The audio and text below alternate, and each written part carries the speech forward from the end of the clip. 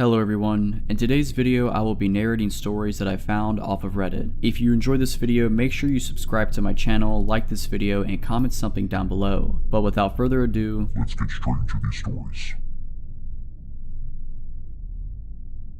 I travel for work a lot, so airports have become a second home. The bright lights, endless corridors, and the hum of announcements are oddly comforting. But there's one layover I'll never forget, and it's the reason I refuse to fly through Salt Lake City anymore. It was late, a red-eye flight connecting to a 6 a.m. departure. My connecting gate was at the far end of the terminal, the kind where you wonder if the gate is even real. The closer I got, the fewer people I saw. Shops were closed, lights were dimmed, and the sound of my rolling suitcase echoed louder than it should. When I arrived at gate 72B, it was empty, completely empty. No agent, no passengers, just a flickering screen displaying the flight information. The gate seating area was tucked into a corner with no windows, so it felt like I was boxed in. The chairs were that dull gray vinyl, the kind that looks perpetually uninviting. I settled into one near an outlet and plugged in my phone. I hadn't been sitting for more than a few minutes when I felt watched, not in the usual someone glances at you at passing way. This felt like a deliberate, lingering presence. I looked around, but the only movement came from a janitor buffing the floors at a distance. I shook it off. Airports can be eerie when they're so quiet. That's when I noticed the gate next to mine, 72A. It looked identical to mine but darker, like the lights hadn't been fully turned on. I couldn't see anyone over there, yet I swear I caught movement out of the corner of my eye. A shadow, quick and fluid, passed by the chairs. I stared at the gate, but there was nothing, just rows of empty seats and the muted hum of the ventilation system. I checked my phone, 2:43 a.m. still hours to go. I decided to walk back toward the shops to get a drink, partly to wake myself up and partly to shake the unease. As I stood, I noticed something that made my stomach drop. The screen at gate 72A had flickered on. It displayed a destination I didn't recognize, Hollow Pines, boarding now. There was no airline logo, no gate agent, no passengers, just that ominous message. I glanced toward the janitor, hoping for some reassurance, but he was gone, not just out of sight. His machine was abandoned mid-floor, the cord still snaking toward an outlet. I decided I'd had enough. I grabbed my bag and started walking briskly back toward the more populated part of the terminal. But as I passed 72A, I heard a faint, metallic sound like keys jangling. It came from the darkened gate. Against my better judgment, I glanced over. There was a figure. It stood by the boarding door, half obscured in shadow. I couldn't make out much, but it was tall and unnaturally still, like a mannequin someone had forgotten to move. The jangle came again, and I saw its hand, a skeletal-shaped clutching what looked like a ring of keys. I didn't stick around to investigate. I bolted, not caring if I looked insane. When I reached the more populated part of the terminal, I told a TSA agent about what I'd seen. He frowned, glanced at his watch, and said something that still chills me. 72A. That gate's been closed for years. The door doesn't even open anymore. I didn't sleep for the rest of the layover. When I finally boarded my flight, I made sure to sit far from the window. As the plane taxied out, I couldn't stop myself from looking back at the terminal. There was gate 72A, its darkened corner just barely visible. And standing there, near the glass, was a figure. Watching it, I spent the entire flight trying to rationalize what I'd seen. Maybe I was just overtired, hallucinating after a long day of travel. Airports can feel like liminal spaces, places where reality seems thinner. That had to be it, I told myself. But the more I tried to convince myself, the less I believed it. When I landed at my destination, I couldn't shake the feeling that I brought something back with me. Every little noise, a cough from a passenger, the clink of a coffee cup, made me jump. I hurried out of the airport and straight to my hotel, hoping some sleep would settle my nerves. It didn't. That night, I had a nightmare so vivid it still haunts me. In it, I was back in Salt Lake City, standing at gate 72A. The figure with the keys was closer this time, its features clearer. Its skin was pale and papery, stretched taut over a face that didn't seem right. Its eyes were sunken and dark, as if they'd been scooped out and replaced with endless voids. It didn't move like a person. It twitched, jerked, and glided forward in unnatural bursts, the jangling of the keys growing louder and louder. When it was just a few feet away, it extended a hand, bony, with fingers far too long. It didn't speak, but I heard a voice in my head, low and hollow, "Your boarding pass." I woke up drenched in sweat, my heart pounding. The clock on the nightstand read 3:03 a.m. I sat up, trying to catch my breath, when I noticed something that made my stomach turn. On the desk in the corner of my hotel room was my boarding pass from the previous day. I could have sworn I left it in my bag, but there it was, perfectly laid out and folded in half. I didn't touch it. Instead, I grabbed my phone to distract myself, but my phone screen wouldn't turn on. No matter what I did, pressing buttons, plugging it in. It stayed dead. Frustrated and unnerved, I looked back toward the desk. The boarding pass was gone. I didn't sleep the rest of the night. As soon as the sun rose, I packed my bags and went straight to the lobby, asking for an early checkout. I told myself it was paranoia, but I couldn't shake the feeling that I wasn't alone in that room. Back home, things seemed to settle. I avoided flying for a while, opting for virtual meetings whenever possible. But even now, months later, I feel like something has shifted. Every so often, when I'm in a quiet room, I'll hear a faint jingle like keys swaying on a ring. Last week, I found an old boarding pass tucked into a drawer I never use. It wasn't one I kept. This one was for a flight to Hollow Pines. The date, 2 days from now. I threw it out immediately, but I'm afraid it doesn't matter. The jingle of the keys has gotten louder. Sometimes, in the dead of night, I'll catch a flicker of movement in the corner of my vision. I couldn't ignore it anymore. Whatever had attached itself to me from gate 72A wasn't just a figment of my imagination. It was real, and it wasn't going away. The night before the date on the mysterious boarding pass, I didn't sleep. I locked every door, closed every curtain, and sat in my living room with every light on. I clutched my phone like a lifeline, ready to call someone, anyone, if something happened, but the house was oppressively silent, as if the world outside had ceased to exist. At 3:03 a.m., the same time I'd woken from my nightmare in the hotel, the power went out. The darkness was instant and suffocating. My phone, which had been fully charged, suddenly wouldn't turn on. The only light was the faint glow of the moon through a gap in the curtains. And then I heard it. The keys. The sound was unmistakable, a soft jingle growing louder with each passing second. I wanted to run, but I couldn't tell where it was coming from. It seemed to echo from everywhere at once. I grabbed a flashlight from a drawer and turned it on. The beam sliced through the darkness, but it didn't offer much comfort. The sound was closer now, coming from the hallway leading to my bedroom. My heart was pounding so hard I thought it might give out. "Who's there?" I called, my voice trembling. No response, just the keys, jangling in a slow, deliberate rhythm. I pointed the flashlight toward the hallway, and that's when I saw it. The figure from gate 72A was standing at the end of the corridor, its bony hand clutching the ring of keys. It didn't move, but its presence filled the entire house, suffocating and cold. The flashlight flickered, and in that moment, I thought I was done for. But then it did something I wasn't expecting. It extended its hand, just like in my dream. And in its other hand, it held something I hadn't noticed before, a boarding pass. The pass floated toward me, as if pushed by an invisible wind. It landed at my feet, face up. The flight information was clear: Hollow Pines, gate 72A. Departure now. My name was printed on it, just as it had been on the pass I'd thrown away. The figure took a step forward, and then another, its jerky, unnatural movements making my stomach churn. The keys jingled with every motion. I backed away, but it was no use. I was trapped. In desperation, I shouted, "I'm not going with you." The figure stopped. It tilted its head, as if considering my words. Then, without warning, it let out a sound, a low, guttural laugh that resonated through the entire house. The boarding pass at my feet burst into flames, burning away to ash in seconds. The figure turned and began to fade, its form dissolving into shadows. But just before it disappeared completely, it spoke in that hollow, mind-penetrating voice. "You'll board eventually." The lights came back on, and the house was silent once more. My phone buzzed to life in my hand, showing several missed calls and messages. I didn't care. I collapsed onto the couch, shaking and exhausted. That was 3 days ago. Since then, the keys have stopped jingling, and I haven't seen the figure again. But I know it's not over. I've started finding boarding passes in strange places, on my desk at work, inside my car, even slipped under my pillow. They're all for Hollow Pines, all marked with different departure dates.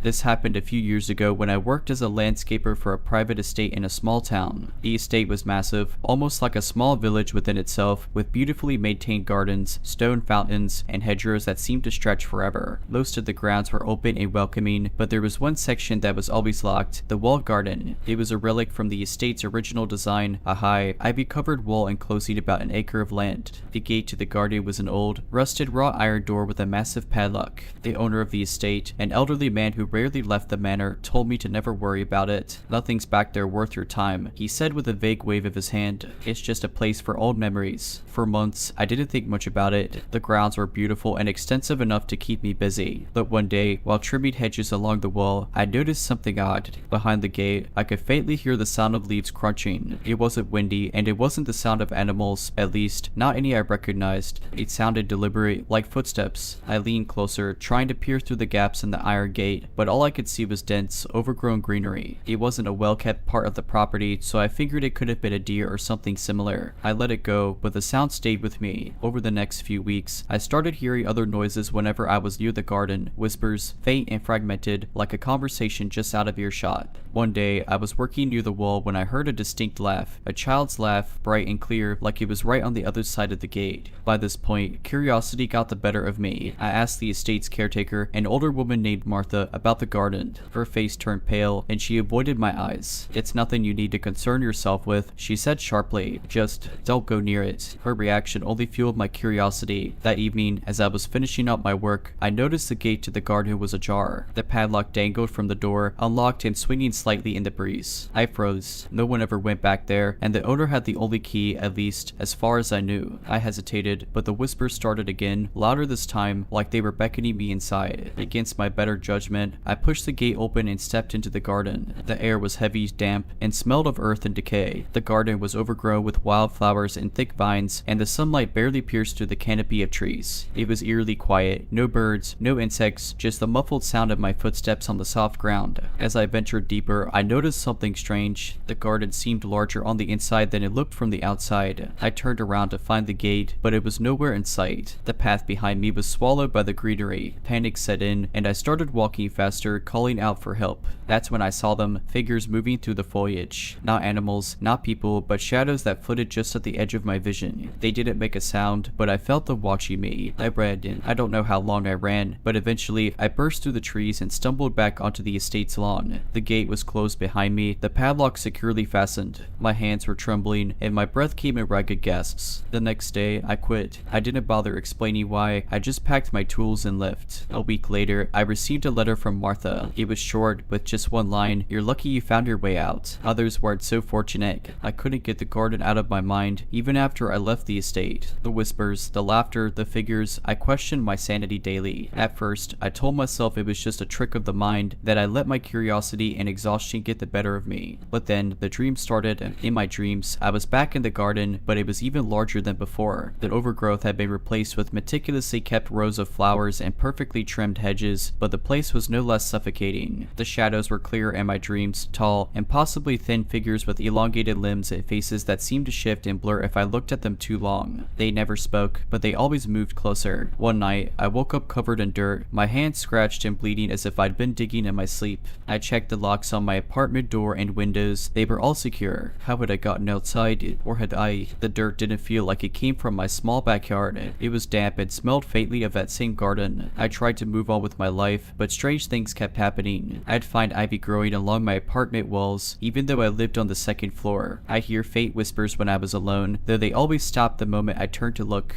My reflection in the mirror seemed off, like it was moving just a split second out of sync with me. Then I received another letter, this time with no return address. The handwriting was shaky, as if whoever wrote it had been trembling. "You shouldn't have gone in. They've noticed you now. They always notice. Leave." There was no name at the bottom, but I recognized Martha's handwriting. I packed a bag and left town the next day, moving halfway across the country to stay with my sister. For a while, things were quiet. I didn't dream about the garden anymore, and the whispers stopped. I started to believe that whatever was happening to me had finally ended. But then, last week, my sister mentioned something that sent chills down my spine. She said her youngest daughter, Lily, had been talking to an invisible friend. When I asked her about it, she laughed it off, saying it was probably just an imaginary playmate. Out of curiosity and a growing sense of dread, I asked Lily about her friend. She gave me the kind of look that only little kids can give, as if I was the one being silly. "They said you'd come back soon," she said matter-of-factly. "They miss you." I froze, my heart pounding. "Who, Lily? Who Mrs. May?" She just smiled and pointed out the window to the backyard. It was empty, just a patch of grass and a few trees. But as I stared, I swear I saw the faint outline of a high, ivy-covered wall. After Lily's chilling words, I couldn't shake the feeling that I was being watched. Every time I glanced out the window, I half expected to see that ivy-covered wall. At first, I tried to dismiss it as paranoia, but my sister noticed my unease. "You okay?" she asked one evening, her brow furrowed. "You've been jumpy since you got here." I wanted to tell her everything, about the estate, the garden, the shadows, but I couldn't bring myself to do it. She wouldn't believe me. Heck, I didn't fully believe me. So I just nodded and mumbled something about needy rest. That night, I woke to the sound of laughter, not Lily's laughter, though it was higher pitched, almost ethereal, and it sent a chill down my spine. I bolted upright in bed, straining to hear. The sound was faint but unmistakable. unmistakable, drifting in from outside. Against every instinct screaming at me to stay put, I crept to the window. The backyard was bathed in pale moonlight, and for a moment, everything looked normal. Then I saw it.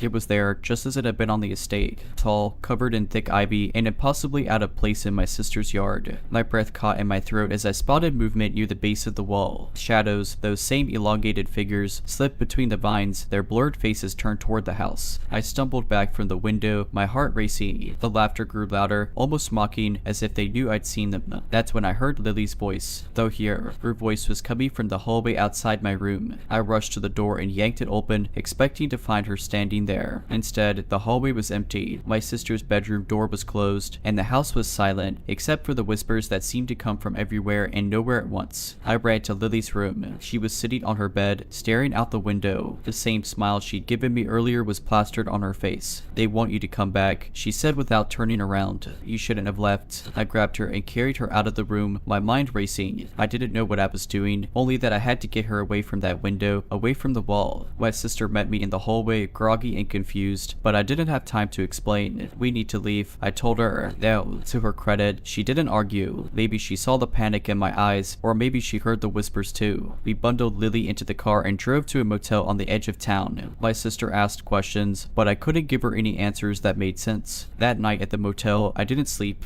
I kept the lights on and watched the windows, half expecting the wall to appear again. It didn't, but the whispers never stopped. They were faint, like a distant radio signal, but they were always there. The next morning, I knew what I had to do. I couldn't let this thing, whatever it was, follow my sister and Lily. I had to go back. I left them at the motel, promising I'd return, though I wasn't sure if that was true. I drove back to the estate, my hands gripping the wheel so tightly they hurt. The closer I got, the heavier the air seemed to grow. By the time I reached the gates, I was shaking. The estate looked abandoned. The gardens were overgrown, the manor dark and lifeless. Then the walled garden. The gate was open, the padlock gone. I don't remember walking inside. One moment, I was standing at the threshold. The next, I was deep in the garden, surrounded by that oppressive greenery. The whispers were louder now, almost deafening. The shadows were everywhere, darting between the trees and bushes. "You came back," a voice said, clear and sharp. It wasn't a whisper. It wasn't a shadow. It was something else, something tall and impossibly still, standing at the center of the garden. Its face shifted and blurred, just like the figures I'd seen before. "You belong here." I wanted to run, but my legs wouldn't move. The air felt thick, like I was sinking into the ground. The whispers grew louder, overlapping and merging until they were a single, droning hum.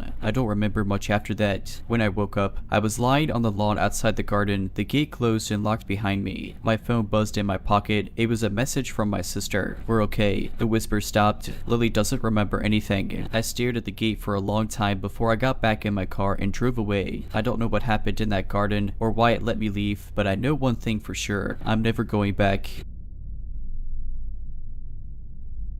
It started on a chilly September evening. I had just finished dinner and decided to take my dog, Daisy, for a walk. Daisy was a sprightly golden retriever who loved our nightly outings, especially as the leaves began to crunch underfoot. We usually walked the same route, a loop around the neighborhood and a quick pass by the old train depot, which had been converted into a local history museum. But that night, Daisy was unusually jittery. She tugged at her leash in a way that wasn't playful. Her ears were up, and she kept glancing back. I chalked it up to her sensing a raccoon or stray cat, but I couldn't shake the unease that crept into my chest. As we approached the depot, I noticed something odd. There was a bright blue bike leaning against the side of the building. Not just any bike, it was one of those old-fashioned ones with a big front wheel and tiny back wheel. It stood out, almost cartoonishly, against the backdrop of the dimly lit museum. I didn't think much of it at first. Maybe someone was taking photos for a quirky Instagram post, or I left it as part of some art project. But as we passed, I heard the faintest sound of giggling. Not children's giggles, mind you, but something breathy and low, like someone was deliberately trying to stifle laughter. I stopped in my tracks, my heart thudding in my chest. Daisy growled, a sound I'd never heard from her before. It wasn't her playful rumble when she had a toy in her mouth. This was deep and menacing. "Hello," I called out, my voice wavering in silence.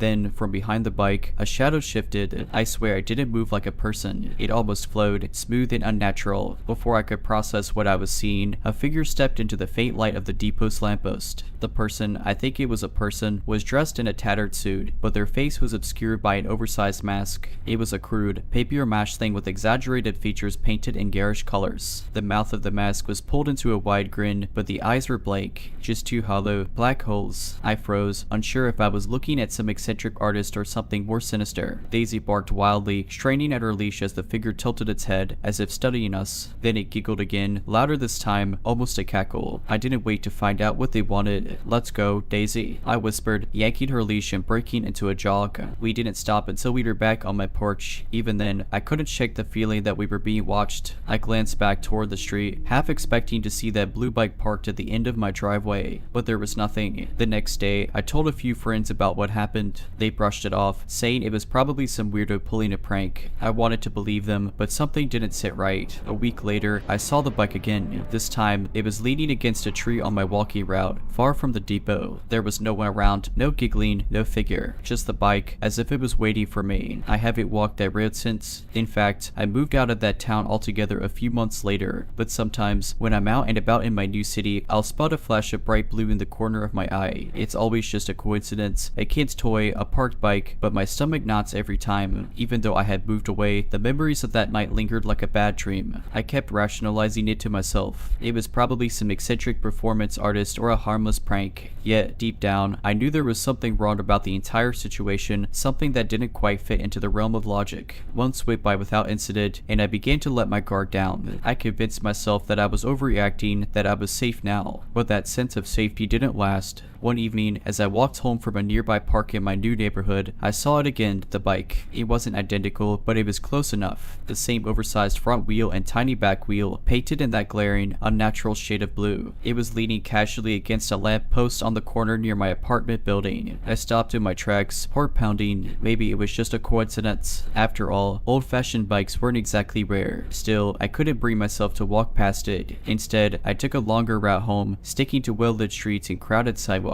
When I finally reached my apartment, I double-checked every lock on my doors and windows, even the ones I rarely thought about. Daisy, who had been napping on the couch, lifted her head and gave me a questioning look. Her presence comforted me, even though she seemed oblivious to my unease. That night, I woke up to a sound that made my blood run cold. It was faint at first, a soft tapping noise. I lay frozen in bed, straining to hear it. Tap, tap, tap. It was coming from my living room window. Daisy began to growl, low and steady. Her ears were perked, and her eyes were fixed on the window. My apartment was on the second floor, so there was no way anyone could be tapping on it. Right, summoning every ounce of courage I had, I crept out of bed and into the living room, clutching my phone with trembling hands. The tapping stopped the moment I entered the room. The curtains were drawn, and I hesitated before pulling them back. My hand hovered over the fabric for what felt like an eternity. When I finally yanked the curtain open, my heart dropped. There was nothing there, just the empty night sky and the faint outline of the street below. I exhaled shakily, feeling equal parts relieved and foolish. Maybe I'd imagined it, or maybe it was just the wind. I tried to convince myself of that as I climbed back into bed, but sleep didn't come easily. The next morning, as I stepped outside with Daisy for her walk, I froze. There, leaning against a lamppost directly across the street from my building, was the bright blue bike. My stomach churned, and I looked around frantically, scanning the street for anyone who might have left it there. The sidewalks were empty. I decided I'd had enough. I called the police and told them everything about the masked figure back in my old town, the bike, the tapping. The officer I spoke to was polite but clearly skeptical. Still, they agreed to send a patrol car to drive by my building a few times that night. For a while, nothing else happened. I didn't see the bike again, and I started to feel like maybe the worst was behind me. Then, about 2 weeks later, I received a package in the mail with no return address. My hand shook as I opened it, dread pulling in my stomach. Inside was a single item, a crude, papier-mâché mask with exaggerated features and hollow black eyes. The note was tucked inside the mask, scrawled in messy, childlike handwriting. It read, "This May." I moved again after that, this time to a different state. I didn't tell anyone my new address except for close family, and I've avoided social media ever since. It's been over a year now, and I haven't seen the bike, the mask, or anything else out of the ordinary. But I still check my locks every night, and whenever I hear an unexpected tap at the window, my heart skips a beat. Months passed, and life at my new home started to feel normal again. I'd gotten a new job, made a couple of friends, and even started to explore the city a little. It felt like I'd left the nightmare behind, but deep down, I never truly let my guard down.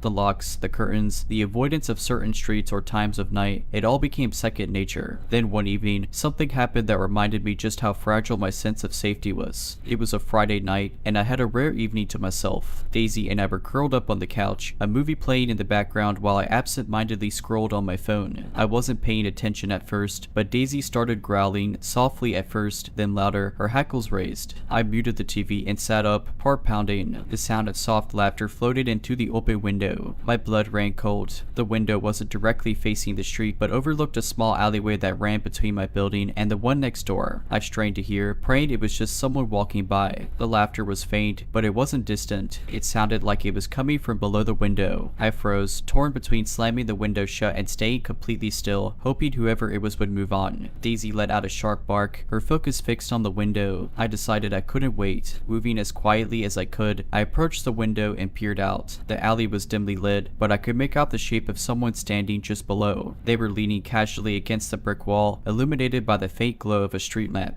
I couldn't see their face. It was obscured by a hat or hood, but I didn't need to see it to recognize what was leaning against the wall beside them. The bright blue bike. I stumbled back from the window, my breath catching in my throat. This couldn't be happening. I hadn't seen the bike in months. I was hundreds of miles away from where this all started. How had they found me? I grabbed my phone and dialed 911, my hands trembling. As I explained the situation to the dispatcher, I kept my eyes on the window, terrified that the figure would try to climb up or make their way into the building. Stay on the line, the dispatcher said. Officers are on their way. Minutes felt like hours as I waited. I didn't dare move from my spot, clutching Daisy's leash in one hand and my phone in the other. Finally, I heard the distant sound of sirens. I peeked out the window again, expecting the figure to flee, but they didn't. They simply tilted their head toward the sound of the approaching police car, as if amused. The bike was gone when the officers arrived. They searched the alley and the surrounding streets but found nothing. No bike, no mask, no sign of anyone matching the description I'd given them. One of the officers assured me they'd keep an eye on the area, but I could tell they thought I was overreacting. I wasn't. That night, I couldn't sleep. Every creak of the building, every shadow cast by passing headlights set me on edge. Daisy, usually a comforting presence, was restless, pacing the apartment and growling at nothing. The next morning, I found a note taped to my door. My stomach turned as I unfolded it. The same messy handwriting stared back at me. You're fun to find. I didn't wait to see what would happen next. I packed up Daisy and as much of my stuff as I could fit into my car and drove to a friend's house 2 states away. I didn't tell anyone where I was going, not even my family. I deleted my social media accounts, changed my phone number, and started looking for a new place to live. It's been 6 months now, and there's been no sign of the bike, the mask, or the person behind it all. I want to believe it's over, that I've finally escaped, but I can't shake the feeling that it's only a matter of time. A few years ago, I worked as a part-time night guard at a local aquarium. It wasn't as glamorous as it sounds. Mostly, I spent the nights walking through dark hallways, checking exhibits, and making sure no one broke in. The place was eerie at night, with only the low hum of filtration systems and the occasional sound of water sloshing against the tanks. One particular night stands out. It was mid-October, and the air inside the building felt colder than usual. I started my usual rounds, flashlight in hand, stopping occasionally to peek at the tanks. The jellyfish exhibit always creeped me out, those ghostly creatures pulsing under the faint blue lights, but I had gotten used to it. As I passed the shark tunnel, I thought I saw movement out of the corner of my eye. I stopped and turned my flashlight toward the glass, half expecting to see one of the smaller sharks gliding past. Nothing. The water was still, save for the bubbles drifting upward. I shrugged it off and kept moving. About an hour later, I was in the staff area near the cafeteria, double checking the locks on the doors. That's when I heard it, a faint tapping sound. It was rhythmic, deliberate, and it seemed to be coming from the direction of the main tank, the largest one in the aquarium, home to the sea turtles, rays, and some of the larger fish. I hesitated but figured it was probably a mechanical issue or some kind of animal behavior. Still, I radioed the front desk just in case. My coworker, Carla, was stationed there for the night. Her voice crackled through the radio. Everything's quiet up here. You sure it's not just the pipes? Yeah, maybe, I replied, trying to convince myself. When I got to the main tank, the tapping had stopped. I stood there for a moment, scanning the room. The only sound was the gentle whoosh of water circulating. I was about to turn back when I noticed something strange, a handprint on the glass. It wasn't the kind of smudge you'd see from a kid pressing their hands against the tank. This was bigger. The fingers were long, almost unnaturally so, and the print was high up, too high for a person to reach without a ladder. My stomach turned. Carla, did anyone come through here today to clean the tanks or something? I asked through the radio. No, why? She responded. I told her about the handprint, but she just laughed and said I was probably imagining things. I wanted to believe her, so I wiped the glass clean with my sleeve and continued my rounds. The rest of the night was uneventful until I checked the security cameras before clocking out. Most of the footage was boring, boring, empty hallways and tanks, but then I saw something that made my blood run cold. Around the time I had been near the main tank, the camera had picked up movement. A shadow, tall and lanky, had passed in front of the tank. It wasn't a reflection, it moved independently of me, almost like it was pacing. Then, as quickly as it appeared, it was gone. I quit the job a week later. I told my manager it was because of school, but the truth is, I couldn't shake the feeling that something was watching me during those long, lonely nights. A few weeks after I quit, I got a text from Carla. "Hey, did you hear what happened at the aquarium last night?" My heart sank. I hadn't been in contact with anyone from work since I left, so I had no idea what she was talking about. I asked her to call me, and when she did, her voice was shaky, almost frantic. "They found another handprint. Bigger this time," she said, "and something else." "What else?" I asked, dread pulling in my stomach. There was water, not just condensation, like someone splashed a bucket of it onto the floor near the main tank. But the weirdest part, the cameras went dark for about 10 minutes right before they found it. Completely black, no static, just nothing. I didn't know what to say. Carla kept going, like she needed to get it all out. One of the morning cleaners said she heard something, too, like scratching, coming from inside the tank. When she looked, there was nothing there, but she swears she felt something watching her. She's refusing to work night shifts now. I tried to calm her down, telling her it was probably just a prank or a malfunction. But deep down, I didn't believe it. I remembered that shadow, the handprint, the cold feeling that had settled in my chest every time I walked past that tank. A month later, I saw a news article about the aquarium. It had closed for renovations, though the article mentioned rumors about staff complaints and unexplained incidents. They didn't go into detail, but I knew. I thought that would be the end of it. But last week, I got a package in the mail. No return address, just a plain brown box. Inside was a Polaroid photo, the kind you don't see much anymore. It was blurry, but I could make out the shape of the main tank. In there, pressed against the glass, was another handprint. This time, it wasn't just one. There were several, overlapping, like whatever had left them was trying to claw its way out. I don't work there anymore. I don't even live in the same city, but I still keep my curtains closed at night, and I avoid aquariums altogether. For weeks after receiving that Polaroid, I couldn't shake the feeling that someone, or something, was watching me. I'd see shadows flicker in the corners of my vision, hear faint tapping sounds on my apartment windows at odd hours. The paranoia was suffocating. One night, I decided I'd had enough. I was going to throw the Polaroid away, along with the box it came in. It felt like the only way to sever whatever strange connection had been lingering since I left the aquarium. As I picked up the photo, I noticed something I hadn't seen before. In the corner, faint but visible, was a reflection in the glass of the tank. It wasn't me or anyone I recognized. It was taller. Its features were distorted, but there was something undeniably humanoid about it. Long limbs, a faint shiver to its form, almost like it was wet. My heart pounded as I stared at it, trying to make sense of what I was seeing. I threw the photo into the trash, slammed the lid down, and took the whole bag out to the dumpster. As I walked back inside, I told myself that was it. Whatever this was, I wasn't going to let it follow me anymore. That night, I dreamt I was back at the aquarium. The hallways were dark, and the only sound was the soft ripple of water. I walked toward the main tank, though I didn't want to. My feet moved on their own, dragging me closer. When I reached the tank, the water was black, as if it had no bottom. And then something moved. A hand, long, pale, and webbed, pressed against the glass, followed by another. Slowly, a face emerged. It was human-like but not quite right. Its eyes were large, unblinking, and glowed faintly in the dark. Its mouth opened, revealing rows of needle-like teeth. It stared at me, and though it didn't speak, I felt its voice in my head. "You saw me." I woke up gasping for air, drenched in sweat. My room was dark and silent, but the sense of dread from the dream lingered. I glanced at the clock, 3:17 a.m., and then I heard it. Tap, tap, tap. It was coming from my window. I froze, too terrified to move. The sound grew louder, more insistent. I finally worked up the courage to peek through the curtain, heart hammering in my chest. There was nothing there, just the empty street below. But as I turned away, I heard it again, this time from inside the apartment. The next morning, I packed my things and left. I didn't care about breaking my lease or what my landlord would say. I needed to be somewhere far, far away. I'm writing this from a new apartment in another city, hoping that putting it all down will help me make sense of it. The Polaroid is gone, the aquarium is closed, but every now and then, I hear that faint tapping sound. I don't look anymore. I don't want to know what's there.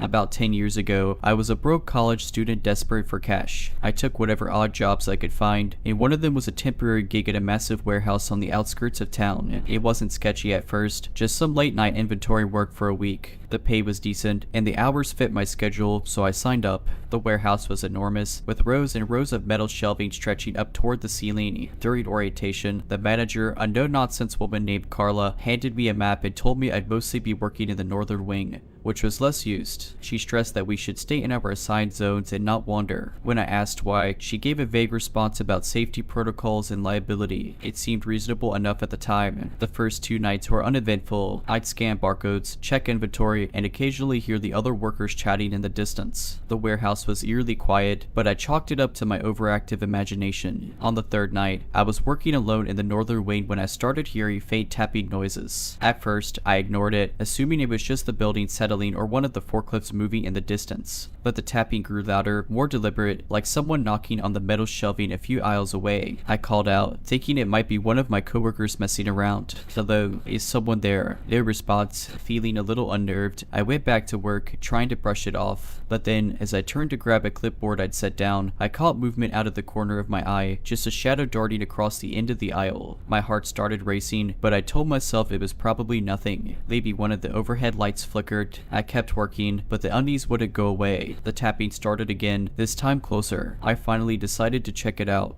I walked down the aisle, scanning with my flashlight, but there was nothing there, just rows of boxes and empty shelving. Then, out of nowhere, I heard a deep, guttural voice whisper, "You're not supposed to be here." I froze. The voice came from right behind me. I whipped around, but no one was there. My flashlight beam shook as I scanned the area. At that moment, the tapping turned into a loud banging, echoing through the warehouse. It was coming from multiple directions now, surrounding me. Panic set in, and I sprinted back toward the central area where the other workers were supposed to be. But when I got there, it was empty, not a single person in sight. Even Carla's office was dark and locked. It was as if everyone had vanished. My phone had no service, and the warehouse's landline was on Carla's desk, behind a locked door. I wasn't about to stick around to find out what was going on. I grabbed my bag and ran for the exit. As I pushed through the heavy doors, I heard one final, ear-piercing scream echo from the northern wing. It wasn't human, it was distorted, like static mixed with a deep growl. I quit the next morning and never went back. After I quit, I tried to move on, convincing myself that stress or sleep deprivation had played tricks on my mind. But there were moments in the following weeks that made me doubt that explanation. First, a few coworkers reached out to ask why I had left so abruptly. I didn't want to sound crazy, so I just said it wasn't a good fit. One guy, Dave, paused for a moment and then said, "Yeah, I don't blame you. That place, it's weird. Did you ever hear the rumors about the North Wing?" I hesitated but asked what he meant. He lowered his voice, almost like he didn't want anyone else to hear. "People say they hear voices over there, see things that don't make sense. Carla doesn't talk about it, but she never lets new hires work there long. You were probably the unlucky exception." That sent a chill through me, but I still tried to brush it off. Maybe the rumors had gotten to me, and my imagination had filled in the gaps. Then, about a month after I quit, I ran into Carla herself at a local coffee shop. I tried to avoid her, but she spotted me and waved me over. She asked how I was doing and if I'd found another job. I gave her polite answers, but she could tell I was uncomfortable. After a pause, she leaned in and said, "I don't blame you for leaving. Honestly, I try not to stay late myself. It's safer that way." I didn't know what to say. Her face was serious, and there was something haunted in her eyes. I managed to stammer, "What do you mean by that?" Carla sighed, glancing around as if someone might overhear. "Let's just say, some things don't stay in the past." That fire left more than scars on the building. She gave me a tight smile and walked away before I could ask anything else. That was the last time I ever saw or heard from anyone connected to the warehouse. I've since moved to another city and have a completely different job, but sometimes, late at night, I think about the voice I heard, the scream, the shadow. For a while, I avoided talking about the warehouse altogether. Every time I thought about it, that guttural voice and the shadow flickering at the edge of my vision haunted me. But then, about 6 months later, I received an email from an address I didn't recognize. The subject line read, "About the Northern Wing." My stomach dropped as I debated whether to open it. Against my better judgment, I clicked. The email was short, but it sent a chill down my spine. "Hi, I hope this finds you well. You don't know me, but I worked at the warehouse a few years back. I heard from a mutual acquaintance that you had some unusual experiences there. If that's true, you're not alone. I've been trying to piece together what's really really going on. I've spoken to others who work there, and there's a pattern, voices, shadows, and always in the northern wing. People quit, just like you, and no one talks about it. The company keeps it quiet. If you're willing to talk, I think we might be able to figure out what's happening. Please let me know. Best, Sam. I didn't reply right away. Something about the email felt wrong, like reopening a door I'd worked hard to close. But curiosity got the better of me, and a week later, I sent a cautious response, asking what Sam had found. His reply came quickly and included a chilling detail I hadn't shared with anyone. I heard the same thing you did, he wrote, a voice that says, "You're not supposed to be here." Did it sound like it was right behind you? I stared at the screen, my hands trembling. There was no way he could have known that. I hadn't told anyone about the exact words or how close it felt. Sam went on to explain that he'd been researching the history of the warehouse. It turned out the fire wasn't the only tragedy tied to the place. Before it was a warehouse, the building had been a factory. In the early 1900 seconds, several workers had died in a collapse caused by poor safety standards. Those who survived claimed they heard cries for help echoing through the rubble for days after the accident, even when they were certain no one else was alive. He attached an old newspaper clipping about the collapse. It mentioned a worker named Andrew who had been found crushed under a beam. Witnesses claimed that, in his final moments, he kept repeating, "You're not supposed to be here," over and over as if he was warning someone. The story gave me chills. Sam wanted to meet in person, but I couldn't bring myself to do it. Something about digging deeper felt dangerous, like whatever was in that building might not appreciate the attention. I told him I was sorry, but I couldn't get involved anymore. He didn't push me, but his last email stuck with me. "If you ever change your mind, let me know. Just be careful. Whatever it is, it doesn't like intruders." A few months later, I heard through the grapevine that the warehouse had closed permanently. Officially, it was due to structural issues, but part of me wonders if it was something else. Something the company finally decided wasn't worth the risk. I've never gone back, and I never will.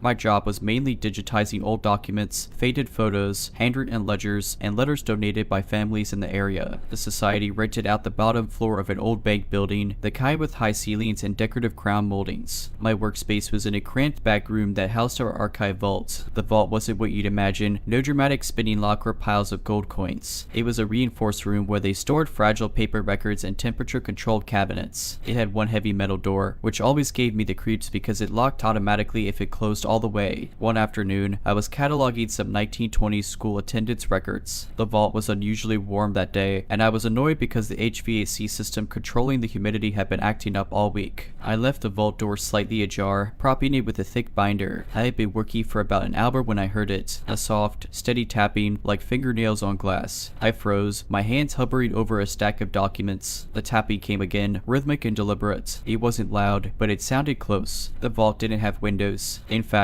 there weren't any windows in the back half of the building. My immediate thought was that someone had gotten in, though that didn't make sense. The only way into the vault was through the main room, and the front desk staff would have seen anyone come in. I tried to shake it off and focus on my work, convincing myself it was just a weird mechanical noise. But then the tapping moved. It started behind me, then shifted to my right, and then directly in front of me on the other side of the steel cabinet I was using as a desk. "Hello," I called out, my voice cracking a little. The tapping stopped. I waited, straining to hear anything over the hum of the air conditioning. Then, just as I started to convince myself it had been my imagination, I heard a soft laugh, a woman's laugh. But it wasn't warm or friendly, it was thin, brittle, like it was missing some essential piece of humanity. I shot up from my chair, knocking over a stack of papers. "Who's there?" I demanded, trying to keep my voice steady. The room was silent, but I swear I could feel someone watching me. I backed toward the door, ready to bolt, but as I reached for the door handle, I realized the binder I'd used to prop it open was gone. The door was closed, almost completely, just enough for the lock not to engage. I hadn't heard it move. Heart racing, I grabbed the handle and yanked the door open. I stumbled out into the main room, where my coworker Jenny was sitting at her desk, scrolling through her phone. She looked up, startled.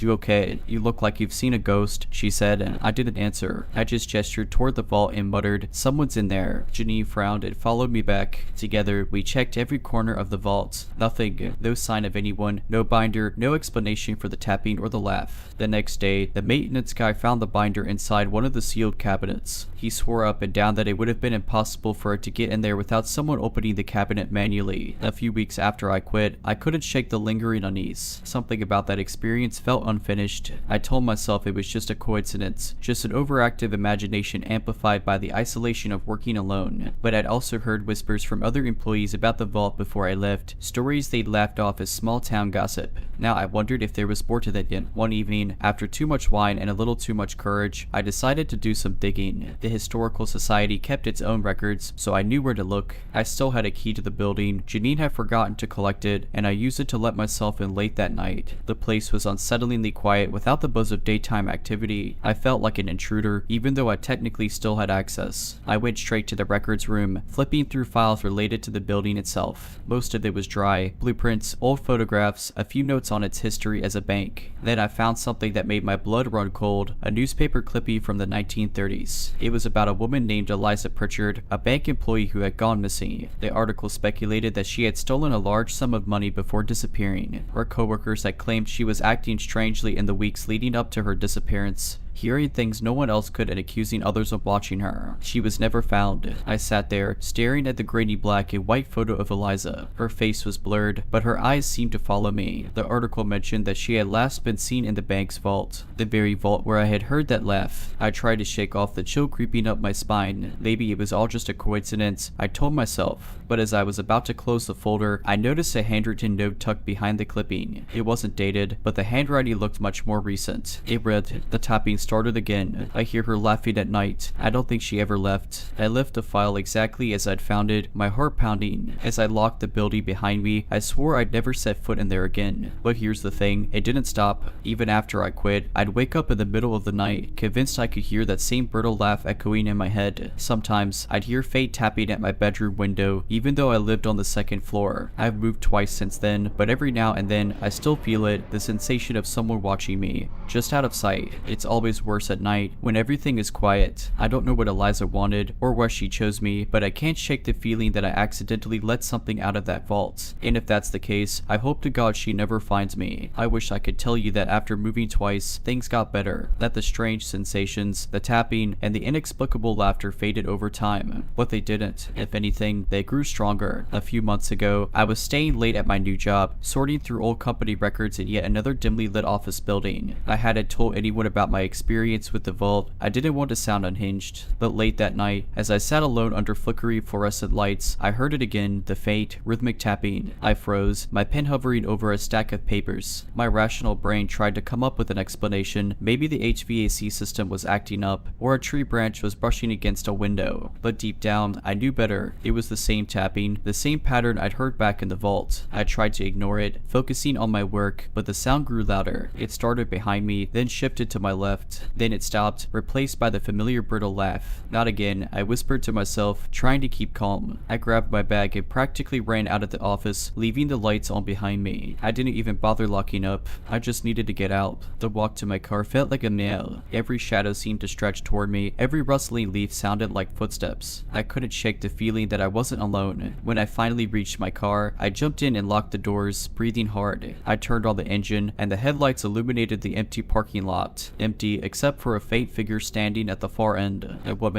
She was too far away to make out her features, but I could tell she was wearing something old-fashioned, like a dress from another era. She didn't move, didn't approach, just stood there, watching me. I didn't wait to find out who or what she was. I hit the gas and sped out of the lot, my heart racing. When I glanced in the rearview mirror, she was gone. After that night, I couldn't ignore it anymore. I started researching everything I could about Eliza Pritchard. I wanted to believe she was just a tragic figure tied to that old bank, but the more I read, the more I realized she was different. Her name popped up in strange places. A worker at a post office in the 1950s claimed to have seen her reflection in a locked glass case. A security guard in the 1970s quit his job after hearing her laugh in a dark storage room. I wasn't the first person she'd followed, and I don't think I'll be the last. I've started sleepy with the lights on, though it doesn't help much. The tapping still comes sometimes, faint but unmistakable, always in the quiet hours before dawn. I've tried ignoring it, but it's hard when I know she's there, just out of sight. A part of me wonders if acknowledging her was my mistake. Maybe that's how she latches on, feeding off fear and attention. But it's too late for me now. If you're ever in a quiet place, late at night, and you hear soft tapping, don't respond. Don't call out, don't investigate, and whatever you do, don't laugh back.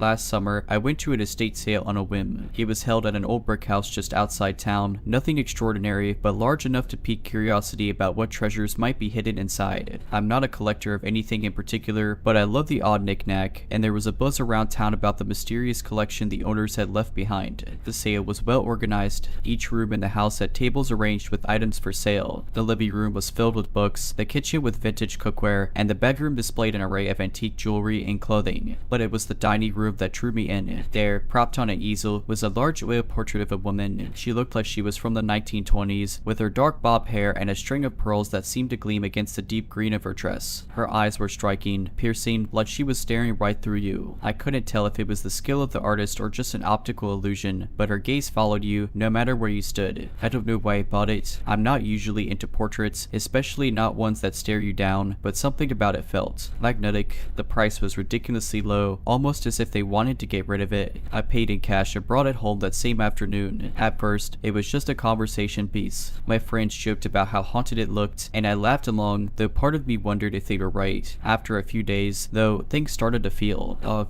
I'd hear faint sounds in the night, like soft footsteps crossing the hardwood floors, but I live alone. My cat, Milo, who is usually fearless, started avoiding the dining room where I hung the portrait. He'd hiss at the doorway if I tried to bring him near it. Then, I started waking up in the middle of the night, always at 3:13 a.m. at first. I thought it was just stress, but it became a pattern. Each time, I'd feel this strange pull to go to the dining room. I can't explain it. It was like an urge that wasn't mine. The first few nights, I resisted, but on the fourth night, curiosity won out. I stepped into the room, and for the first time, I noticed something strange about the portrait. Her expression had changed. The soft, neutral smile she'd had before was now slightly upturned, almost smug. I told myself I was imagining it, paranoia brought on by sleepless nights. But the next night, the footsteps grew louder. This time, they didn't stop. They crossed the hallway, entered my room, and stopped right beside my bed. I froze, too scared to even open my eyes, though I felt the unmistakable sensation of someone leaning over me. I could hear breathing, low and slow, inches from my face. The next morning, I decided the painting had to go. I carried it down to the basement, covered it with a sheet, and shut the door. That night, I slept with all the lights on, but it didn't help. At exactly 3:13 a.m., I woke up to the sound of breaking glass. I ran downstairs, heart pounding, and found the portrait back in the dining room. The glass over the frame shattered on the floor. The woman's expression had changed again. This time, she wasn't smiling at all. Her lips were pressed tightly together, and her eyes, God, her eyes looked angry. I didn't think. I grabbed the portrait, ran outside, and drove to the nearest dumpster I could find. I didn't care about the late hour or how crazy I must have looked. I threw it in, climbed back into my car, and didn't look back. Life started to feel normal again after I got rid of the portrait. A few weeks passed, and I convinced myself that whatever had been happening was just my overactive imagination.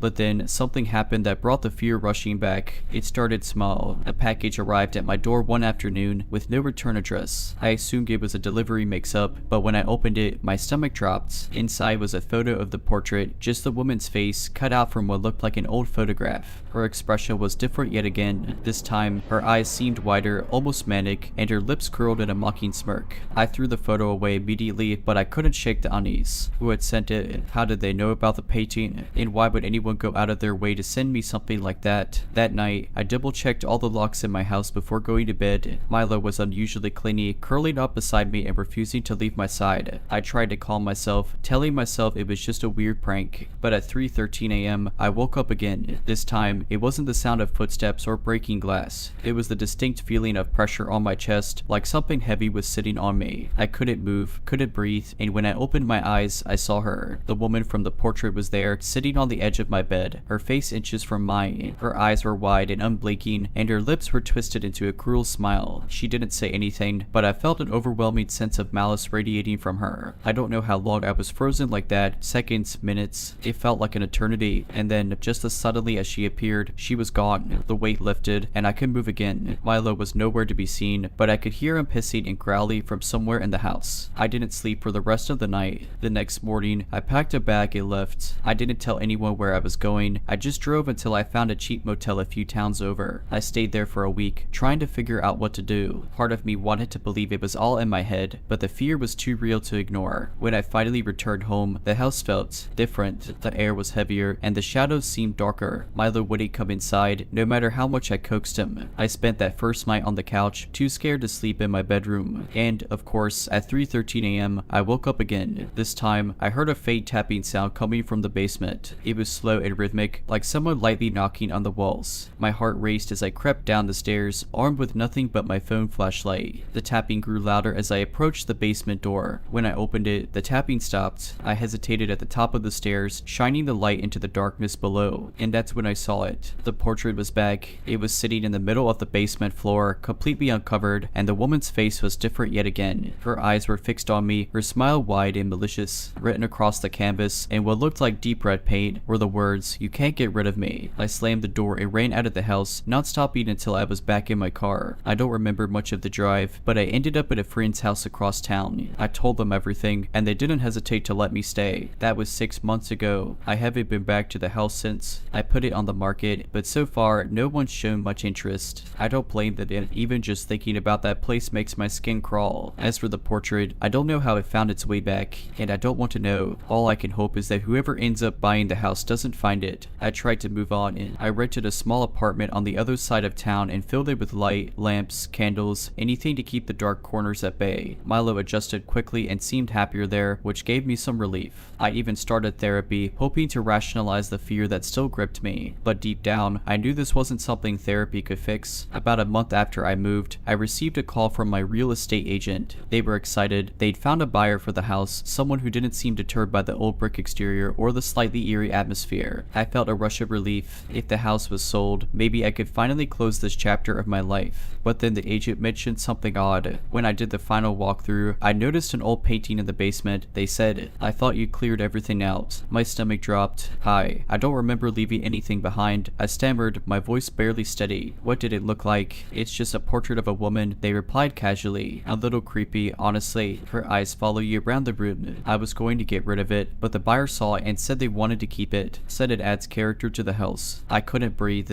My mind raced with images of the woman's ever-changing expressions, her piercing eyes, and that chilly message scrawled across the canvas. "Can you describe her expression?" I finally asked, my voice trembling. There was a pause on the other end of the line. "Now that you mention it, it's strange. I could swear she was smiling before, but today she looks angry, almost like she's glaring at me." I didn't say anything. I couldn't. My throat felt like it was closing up. "Anyway, it's not my problem anymore," the agent said with a nervous laugh. The buyer insisted on keeping it. "So you're officially off the hook. Congratulations." I hung up without saying goodbye. The relief I'd felt earlier was gone, replaced by a gnawing sense of dread. I told myself it was over, the house and the painting were someone else's problem now. But deep down, I knew it wasn't that simple. 2 weeks later, I woke up to a voicemail from an unknown number. The message was garbled, filled with static and distant echoes, but I could just make out a few words. "Why did you leave me?" The voice was female, cold and accusatory, and it sent a chill down my spine. I blocked the number, but the calls didn't stop.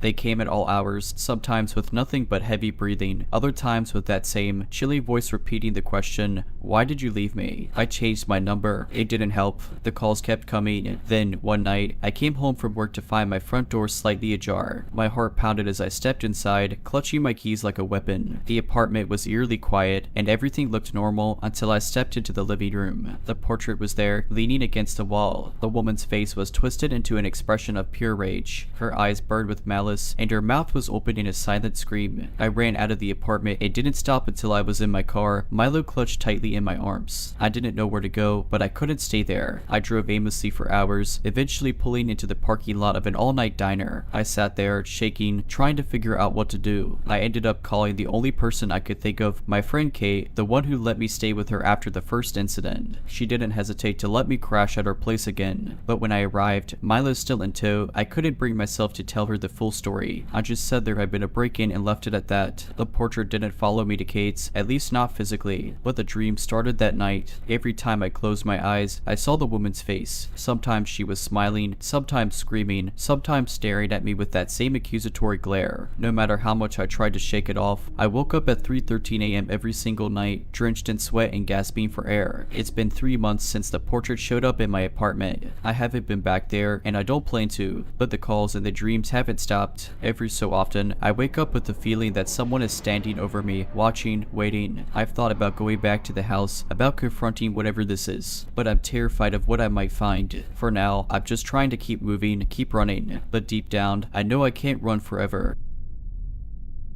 I was in a new town, traveling for work, and desperately needed a haircut. I had been putting it off for weeks, and the upcoming conference wasn't going to wait for my messy appearance. A quick search on my phone led me to a small barbershop tucked between a hardware store and a bakery. It wasn't flashy, just a simple red and white striped pole and a faded sign that read Jimmy's Cuts. The moment I walked in, I felt off. The shop was dimly lit, and the air was heavy with the smell of antiseptic and something faintly metallic, like pennies. A lone barber, a wiry man in his 60s with neatly combed gray hair, stood behind the chair, wiping it down. He looked up and smiled, but it didn't reach his eyes. "Walk in," he asked. I hesitated but nodded. There were no other customers, and I figured it would be quick. He motioned for me to sit, and I climbed into the chair, the cracked vinyl creaking beneath me. As he draped the cape over me, he locked the door. I tried to tell myself it was for safety, maybe they'd had theft issues, but my stomach tightened. He moved behind me, picking up a pair of scissors, and began snipping at my hair with precision. His movements were almost too smooth, like he'd done this 1,000 times but was just going through the motions. "New in town?" he asked. "Just visiting," I replied, keeping my tone light. He nodded but didn't say anything else. I tried to relax, but I couldn't shake the strange feeling. The mirrors in front of me were old and cloudy, distorting our reflections just enough to be unsettling. Halfway through the cut, there was a faint noise. It sounded like a muffled thud coming from somewhere below us. I stiffened, and the barber paused, scissors hovering near my ear. "Rats in the basement," he said, his voice casual. "Old building." I tried to laugh it off, but the noise came again. This time, it was louder, followed by what sounded like a soft, desperate cry. My heart started racing. "Do you need to check that?" I asked, trying to keep my voice steady. His hand gripped my shoulder, firm and cold. "No need," he said, his tone low. "Almost done." I wanted to bolt, but with the cape on and his scissors so close to my head, I felt trapped. The cries grew louder, more distinct now, human, pleading. I must have looked panicked because he suddenly smiled, wide and unsettling. "Don't worry, some noises you learn to live with." I don't know how I didn't jump out of that chair right then. I sat frozen as he finished the cut, meticulously brushing off stray hairs and patting my shoulder like we were old friends. He removed the cape, and I all but threw cash at him before rushing to the door. He unlocked it slowly, as if savoring my discomfort, and I bolted out into the sunlight. I didn't look back, but as I hurried down the street, I thought I saw movement in the shop's basement window, just a shadow, fleeting but unmistakable. Later that night, curiosity got the better of me. I searched for Jimmy's Cuts online, hoping to find reviews or something to explain the eerie encounter. What I found made my blood run cold. News articles about the disappearance of several people in the area over the past decade. One mentioned that some of the victims were last seen near the same block as the barber shop. I reported what I experienced to the local police, but nothing ever came of it. A few months later, I checked again, and the barber shop was gone, replaced by a new cafe, no trace of Jimmy's Cuts ever existing. For months after that, I couldn't shake the memories of Jimmy's Cuts. Every time I replayed that day in my mind, I felt like I had barely escaped something horrible. The way the barber smiled, the noises from the basement, and his chilling words all played on a loop in my head. But I tried to move on. Life went back to normal, or as normal as it could be with lingering paranoia. I kept an eye on local news in the town, half hoping to see some breakthrough, some confirmation of my gut feeling. Nothing ever came up. Then, a year later, I was traveling again for work. Different town, different state. I was walking back to my hotel after dinner when something caught my eye. Across the street was a small barbershop. It wasn't Jimmy's Cuts, but the pole outside and the faded lettering on the window gave me a flash of deja vu. I stopped, staring at it, my heart racing for no reason I could explain. That's when I noticed the barber inside. He was sweeping the floor, his back to the window. His gray hair was combed neatly, and even from across the street, I recognized his wiry frame. It couldn't be him. I stood there, frozen, trying to convince myself it was just someone who looked like him. But then he turned around, and our eyes met. The barber stared at me, his expression unreadable. smile. For a moment, I thought I saw a flicker of recognition in his eyes. His lips curled into a smile, and I felt like my stomach dropped to my feet. I hurried back to my hotel, locking the door behind me. I couldn't sleep that night, my mind racing with questions. Had he followed me? Was it a coincidence? Or was I imagining things? The next morning, I went back to the spot, determined to prove to myself that it wasn't him. But when I got there, the shop was gone. The building was there, but it was boarded up, and the for lease sign in the window was covered in dust. It looked like no one had been inside for months. I felt like I was losing my mind. I even asked a nearby cafe owner if they knew anything about the barber shop. She looked at me, confused, and said there hadn't been a barber there for years. That was the last time I saw him, if it was even him. But to this day, I avoid barber shops whenever I can. I've switched to cutting my own hair. It's not perfect, but it's safe. After that eerie encounter, I made it a point to never talk about it. Whenever friends or family asked about my haircuts, I'd just laugh it off and say I was learning a new skill. Deep down, I knew it was more than that. It wasn't just fear, it was survival. For a few years, things were uneventful. I convinced myself that whatever I'd experienced was over. Maybe it had been a strange coincidence, or maybe my imagination had gotten the better of me. But then, 3 months ago, something happened that shattered my sense of safety. It started with a package. One evening, I came home from work to find a small box on my doorstep. It was plain brown, no return address, just my name neatly printed in block letters. My first thought was that it was a mistake, maybe a neighbor's package, but curiosity got the better of me. I brought it inside and opened it. Inside was a pair of scissors. Not just any scissors, but the kind barbers use, the ones with the shiny silver blades and the slightly curved handles. They looked old but well maintained, like they'd been used for years. My hand started shaking as I picked them up. Beneath the scissors was a single scrap of paper. Written on it, in the same block letters, was one word: soon. I dropped the scissors like they'd burn me. My mind raced with questions. Who had sent this? How did they know where I lived? My thoughts immediately went back to the barber. But hell, it had been years, and I hadn't seen or heard anything about him since that night. I called the police, but they didn't take it seriously. They told me it was probably a prank or a mix-up and suggested I install a security camera if I was worried. That night, I barely slept, every creak and groan of my apartment making my heart race. The next few weeks were uneventful, but I couldn't shake the feeling of being watched. I installed cameras around my apartment and even changed my locks, but the paranoia lingered. I checked the footage obsessively, but nothing unusual ever showed up. I started thinking maybe the police were right, maybe it was just a sick joke. Then, one night, I came home late from work. As I unlocked my door, I noticed a faint, metallic smell one I hadn't smelled in years. My stomach turned, and I froze, my hand still on the doorknob. I pushed the door open and immediately saw it. On the floor of my living room, arranged neatly in the center of the rug, was a pile of hair. My hair, the same shade, the same length, it was unmistakable. I hadn't cut my hair in months, and yet here it was, like someone had taken clippings from a fresh haircut. I didn't even bother looking around. I ran out, called the police, and waited in my car until they arrived. They searched the apartment and found no signs of forced entry, no fingerprints, no evidence at all that anyone had been there. They tried to tell me I might have forgotten the hair, maybe I trimmed it myself and left it there. But I knew better. Someone had been in my apartment. That night, I didn't go back. I checked into a hotel and started making plans to move. I couldn't stay there, not when I knew someone could get in so easily. A week later, I moved across the country. I didn't tell anyone except close family where I was going. I wanted to disappear, to start fresh where no one could find me. For a while, it worked. I felt safer, like I'd finally outrun whatever had been haunting me. But last night, as I was getting ready for bed, I heard a soft sound outside my apartment door. It was faint, almost imperceptible, but it made my skin crawl. I walked to the peephole, heart pounding, and looked through. The hallway was empty, but taped to my door was a single piece of paper. Written on it, in block letters, were 2 words: nice cut.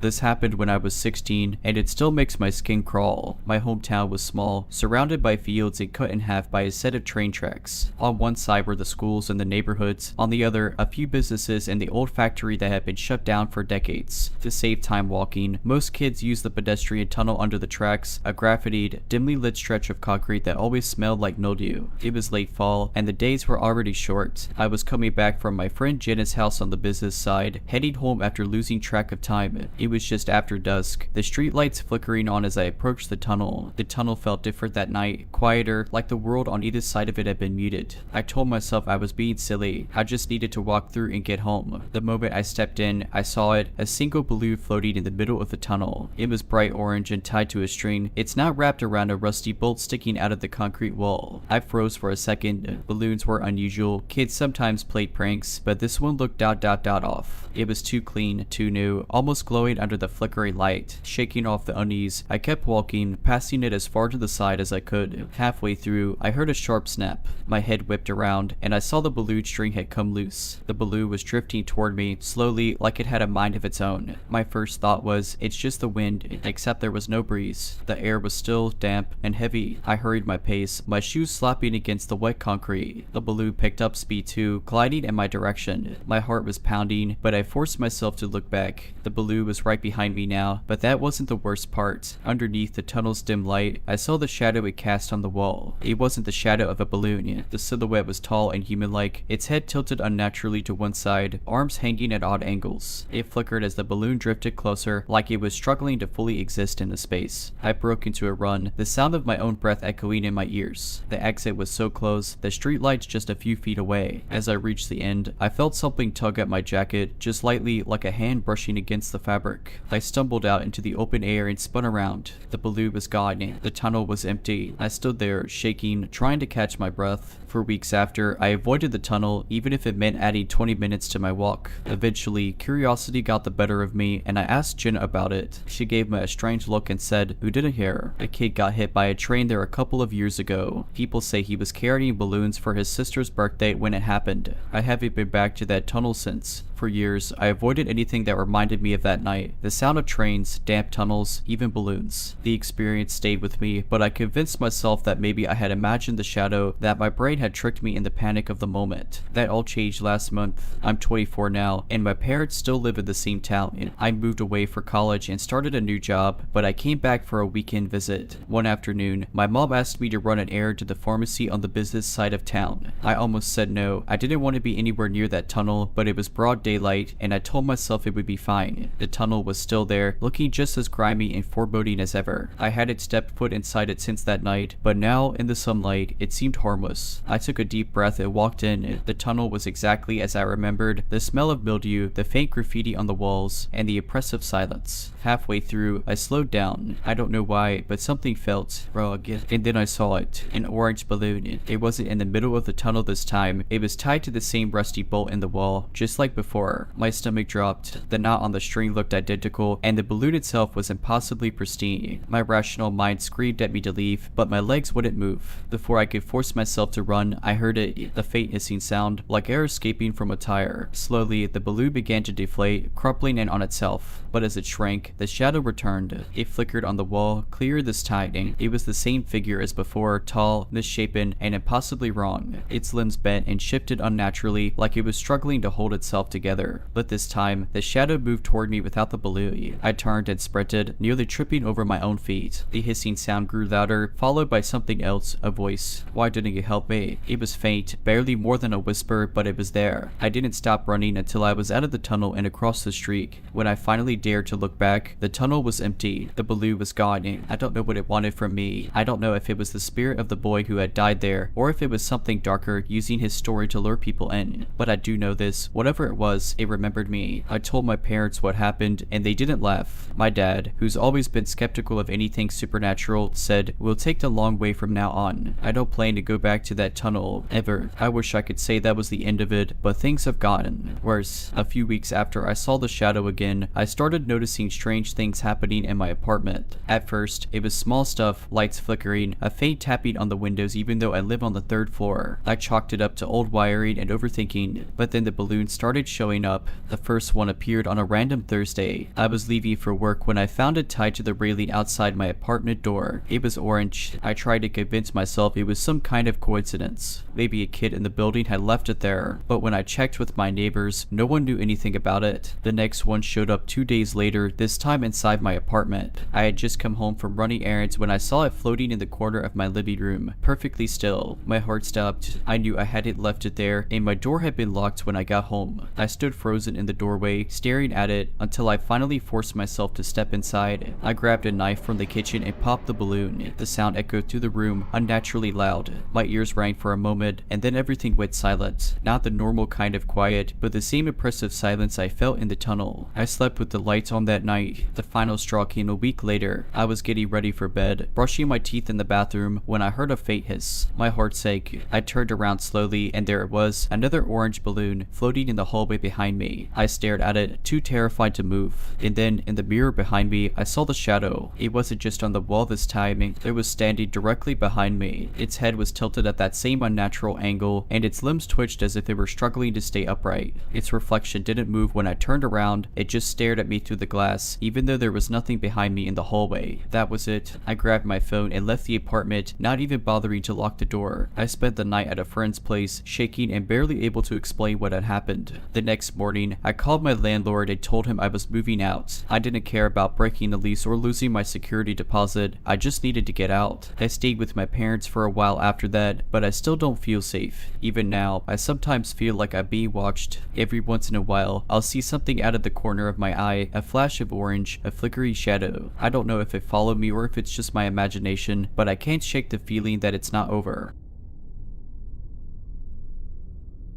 I was studying abroad in Europe, living in a small, picturesque town with cobblestone streets and a huge medieval clock tower in the center. It was the kind of place where time seemed to stand still, quiet, serene, and charmingly old-fashioned. I loved it. One evening in late autumn, I had an assignment that required me to sketch architectural details from around the town. I saved the clock tower for last because it was a focal point and, frankly, the most beautiful structure there. I arrived around 8 p.m., just as the sun had set. The streets were mostly empty, but the tower's face was lit up, its hands glowing against the darkening sky. As I was sketching, I noticed something odd. There was a figure standing on the narrow balcony that circled the tower just below the clock face. The tower wasn't open to the public, at least not at that hour. It was one of those places where you had to buy tickets during the day for a guided tour. The figure was motionless, facing outward as if staring down at the square. It was too dark to make out details, but I could tell they were tall and wearing something dark, maybe a long coat. I assumed it was a maintenance worker or someone who had access to the tower after hours, so I didn't think much of it. I continued sketching for another 20 minutes, occasionally glancing up. The figure hadn't moved. It just stood there, still as a statue. I started to feel uneasy. Something about the way they were positioned, the utter lack of movement, gave me chills. Deciding I'd had enough for the night, I packed up my sketchbook and pencils and turned to leave. As I did, I glanced back one last time and froze. The figure was gone. The balcony was empty. I scanned the square, expecting to see someone coming out of the tower's main entrance, but there was no one. The streets were eerily quiet, and the only sound was the faint ticking of the clock above. Then I heard it, a whisper, faint, almost imperceptible, but unmistakably close. It was coming from above. I looked up and saw nothing, but the whisper continued, just barely audible. It sounded like my name. I didn't stick around to investigate. I practically sprinted back to my apartment, heart pounding. When I got inside, I locked the door and pulled the curtains shut, trying to convince myself I was imagining things. The next day, I asked a local friend about the clock tower. I didn't tell her what I'd seen or heard, just casually mentioned it to see if there was anything unusual about it. Her face went pale. That tower's been sealed off for years, she said. Nobody's allowed up there, not even maintenance workers. They stopped letting people inside after someone fell from the balcony about 10 years ago. It was ruled an accident, but some people say. She trailed off, clearly uncomfortable. Say what? I pressed. Some people say the clock stopped for 3 days after it happened, and at night, you can still hear them up there. A few months after I left that town, I received an email from my professor asking if I wanted to submit the unfinished sketch for a local exhibition. He thought the incomplete lines added a raw, intriguing element. I politely declined. I didn't want to see that clock tower again, not even on paper. Life moved on, but the memory of that night didn't. For a while, I convinced myself it was just my imagination. Stress, fatigue, or even the eerie atmosphere of an old European town could play tricks on anyone's mind, right? That's what I told myself, but then something happened that made me question everything. About a year later,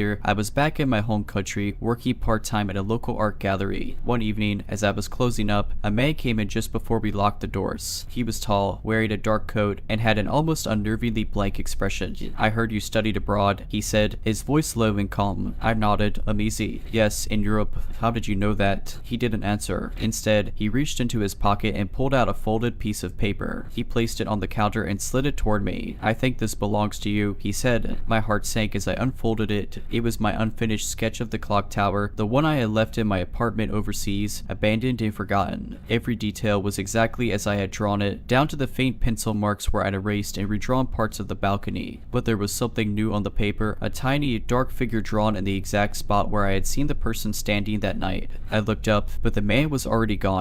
The gallery door was still locked, and I hadn't heard it open or close. The room was empty, and the only sound was my own breathing. I quit the gallery job shortly after that and moved moved in with my sister for a while, hoping that being around family would help me shake the unease. I never saw the man again, but every so often, I feel like I'm being watched. When I'm walking alone at night, when I'm sitting at a cafe near a window, sometimes I catch a glimpse of someone in a long, dark coat out of the corner of my eye. I've stopped sketching, and I avoid clock towers altogether. For a long time, I thought I was finally free of it, whatever it was. But the unease never really went away, and strange things kept happening, though infrequently enough that I could dismiss them as coincidence. One winter evening, about 3 years after that encounter at the gallery, I was working late at my new job, doing inventory at a small bookstore. The store had big glass windows that faced the street, and as the snow fell, it blanketed everything in a peaceful, muffled silence. I was the only one there, and the cozy glow of the shop's lights felt safe. Then I saw him standing across the street. Partially obscured by the swirling snow was the man in the dark coat. He wasn't moving, just standing there, staring directly at me. My stomach turned to ice. It had been years, and yet I recognized him immediately. It was the same coat, the same height, the same blank, unsettling presence. I turned away, pretending I hadn't seen him, and tried to focus on my work.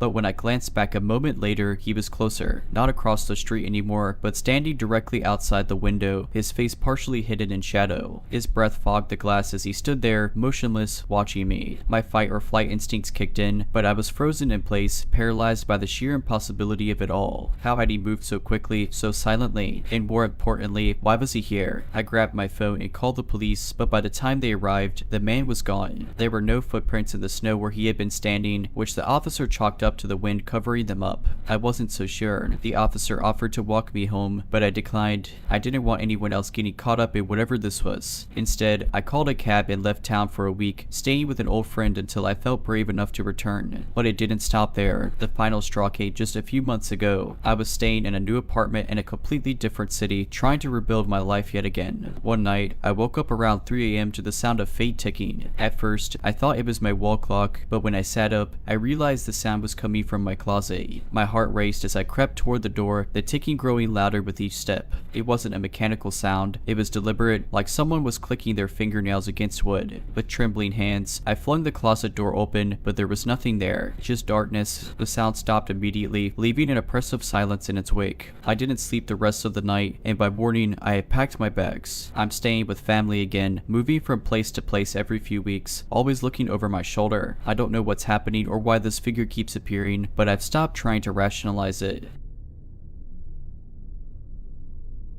About 5 years ago, I was hired as a freelance sound technician for a small, regional theater company. The gig seemed straightforward: run the soundboard during rehearsals and performances of a new play. I'd done similar jobs before, but this one came with an unusual perk: free accommodation in an old, historic hotel located near the theater. The hotel was quaint but a little too quiet for my liking. I was the only guest staying on my floor, and it had that musty, antique vibe: faded carpets, dark wood, and creaky doors. The receptionist warned me the elevator was temperamental and advised me to take the stairs if it started acting up. I didn't think much of it. I was there to work, not to relax. The first couple of nights were uneventful. I'd come back from rehearsals, eat something in my room, and crash. On the third night, after a particularly long tech rehearsal, I returned to my room around midnight. As I turned the key in the lock, I heard a faint click from the room next door. It startled me because, as far as I knew, that room was unoccupied. I paused, key halfway in the lock, listening for any follow-up noise, but it was silent. Shrugging it off, I went inside and locked the door behind me. It wasn't until I lay down that I realized something else. I hadn't seen anyone else in the hotel since I checked in. Not another guest, not even a cleaning staff, just the receptionist at the desk during the day. The next day, I asked the receptionist if the room next to mine was booked. She looked puzzled and shook her head. No, that whole side of the floor is vacant. I felt a little foolish, but figured it was the building settling or something equally mundane. I didn't mention it again. That night, I was woken up around 2 a.m. by a loud thud. It sounded like something heavy hitting the wall separating my room from the vacant one next door. I sat up in bed, heart racing, listening intently. There it was again, thud. Then a faint, rhythmic tapping, like someone lightly drumming their fingers on the wall. This wasn't my first late night hotel scare, so I convinced myself it was pipes or maybe an animal trapped in the walls. Still, I couldn't shake the feeling that the sounds were deliberate. They had a patter to them. I put on my headphones, blasted some white noise, and eventually fell asleep.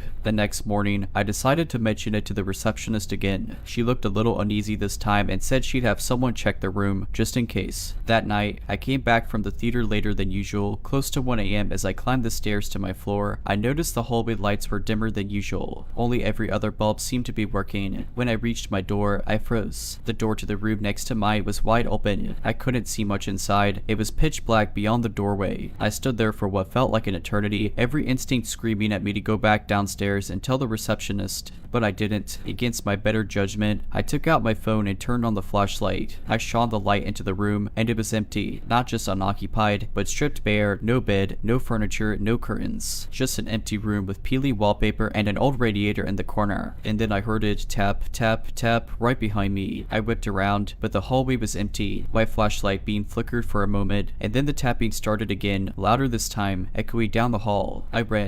I didn't stop until I was outside on the street. I didn't care that it was freezing, or that I was wearing pajamas and had left my wallet and keys in the room. I sat on a bench across the street until sunrise, staring up at the window of my room, half expecting to see someone or something watching me. The next morning, I checked out and told the receptionist I wouldn't be staying for the rest of the production. She didn't seem surprised. As I left, she said something that still chills me. You're not the first guest to complain about that room, but you're the first one who left without finishing your stay. After I left the hotel, I didn't want to think about when it happened. I told myself it was probably just my imagination or a prank by some local kid sneaking into the old building. Still, I couldn't shake the feeling that there was something deeply wrong with that place. The play wrapped a couple of weeks later, and I moved on to another project in a completely different city. Life went on. I didn't tell anyone about my experience, partly because it felt too bizarre to explain, and partly because I didn't want to seem paranoid. About 6 months later, I received an email from one of the actors in the play. We weren't particularly close, so I was surprised to hear from them. The subject line just read, "The Hotel." Curious and a little uneasy, I opened the email. It was short, only a couple of sentences. "Hey, I remembered you stayed at the during rehearsals. Just thought you should know. One of the new actors stayed there for a few nights and had some weird stuff happen, too. She ended up leaving mid-run and wouldn't say why. Thought you might find it interesting." My stomach dropped. I replied, asking for more details, but they didn't have much else to share, just that the actor had checked out without an explanation, leaving her things behind, and hadn't been in touch with the company since. I wanted to let it go, but curiosity got the better of me. I started searching online for anything about the hotel, reviews, news articles, local history. Most of what I found were generic comments about how charming and historic it was, but one post on a small travel forum caught my attention. It was from someone who had stayed there years earlier. Their story was eerily similar to mine: strange noises, the feeling of being watched, and unexplained tapping from an empty room. But they mentioned one detail I hadn't told anyone. The tapping started slow and quiet, but it always ended with 3 loud knocks, like someone pounding on the wall. I slammed my laptop shut. That was exactly what I'd heard the night I ran out. For weeks, I avoided looking into it any further. I wanted to forget, but I couldn't shake the feeling that there was more to the story. Eventually, I caved and reached out to a local historian who specialized in old buildings in the area. I didn't mention my experience, just asked if they knew anything unusual about the hotel. Their response gave me chills. The historian told me the hotel had been built in the early 1900 seconds and had changed hands several times over the decades. During its heyday, it was a popular spot for traveling salesmen and performers, but it had also been the site of several unexplained disappearances. Most were dismissed as guests skipping out on their bills or moving on without notifying anyone,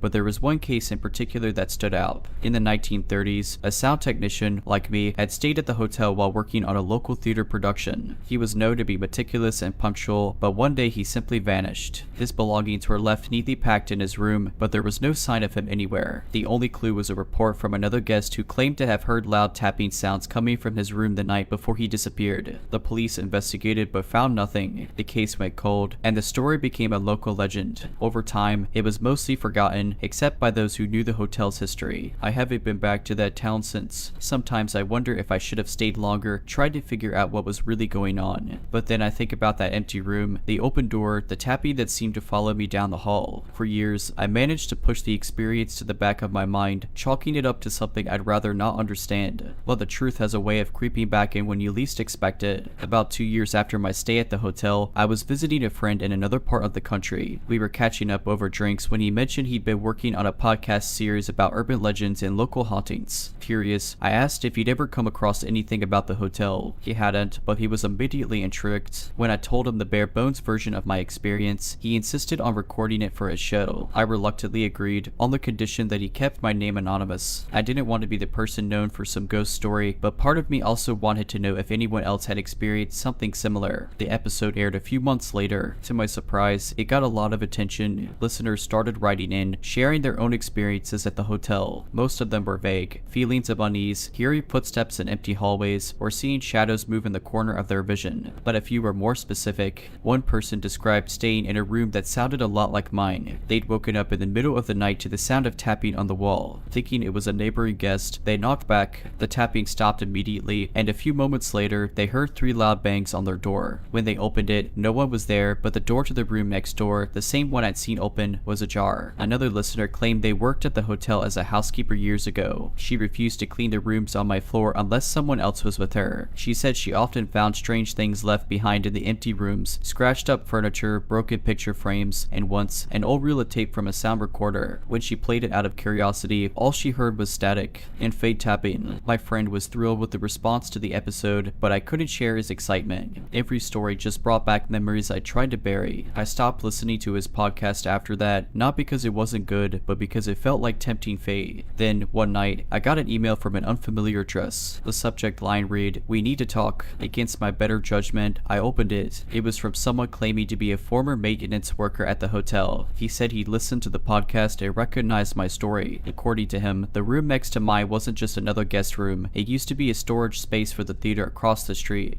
back when the hotel and theater were under the same ownership. That's when he dropped the real bombshell. He claimed there were reports, hidden in old maintenance logs, of strange noises coming from that room long before it was converted into a guest room. Workers heard tapping, muffled voices, and sometimes music, even when the room was completely empty. One worker even swore he heard someone calling his name. But the strangest part, the room had been sealed off for decades. The door I'd seen open wasn't supposed to exist. I stared at the email, my stomach twisting. I wanted to dismiss it as a prank, but something about the way it was written, so matter of fact, with details I hadn't shared publicly, made it feel authentic. I replied, asking for proof. The man sent a scanned copy of an old blueprint of the hotel. Sure enough, the space where the room should have been was marked as sealed storage. I blocked his email after that. I didn't want to know anything else. If the room wasn't supposed to exist, then what had I seen? What had I heard? Even now, I think about it sometimes. Late at night, when the house is quiet, I'll hear faint tapping, a tree branch on the window, maybe, or the pipe settling. At least, that's what I tell myself. And every time, I have to resist the urge to knock back. This happened about 6 years ago when I was 22 and working as an admin assistant at a small law firm in a mid-sized city. It was a quiet job, mostly scheduling meetings, organizing files, and answering phones. Nothing exciting ever really happened, and I liked it that way. One Thursday afternoon, I was alone in the office. My boss was in court, and my coworkers had all left early for a team building retreat I couldn't attend because of a stomach bug earlier that week. The office was silent except for the hum of my desktop computer and the occasional creak of the old wooden floorboards. Around 4 p.m., the phone rang. "Good afternoon, Jensen and Parker Law," I said automatically. There was a pause on the other end. Then a man's voice, smooth, deliberate, spoke. "Is this Erica?" I froze. My name wasn't on the website or the voicemail greeting. In fact, there was no public-facing information about me at all. "Oh, yes. Who's calling?" I asked, trying to keep my voice steady. "Don't worry about that," he replied. "I just wanted to thank you for the coffee this morning. You looked so nice in your green sweater." My blood went cold. I had stopped for coffee that morning, but I hadn't spoken to anyone in the shop.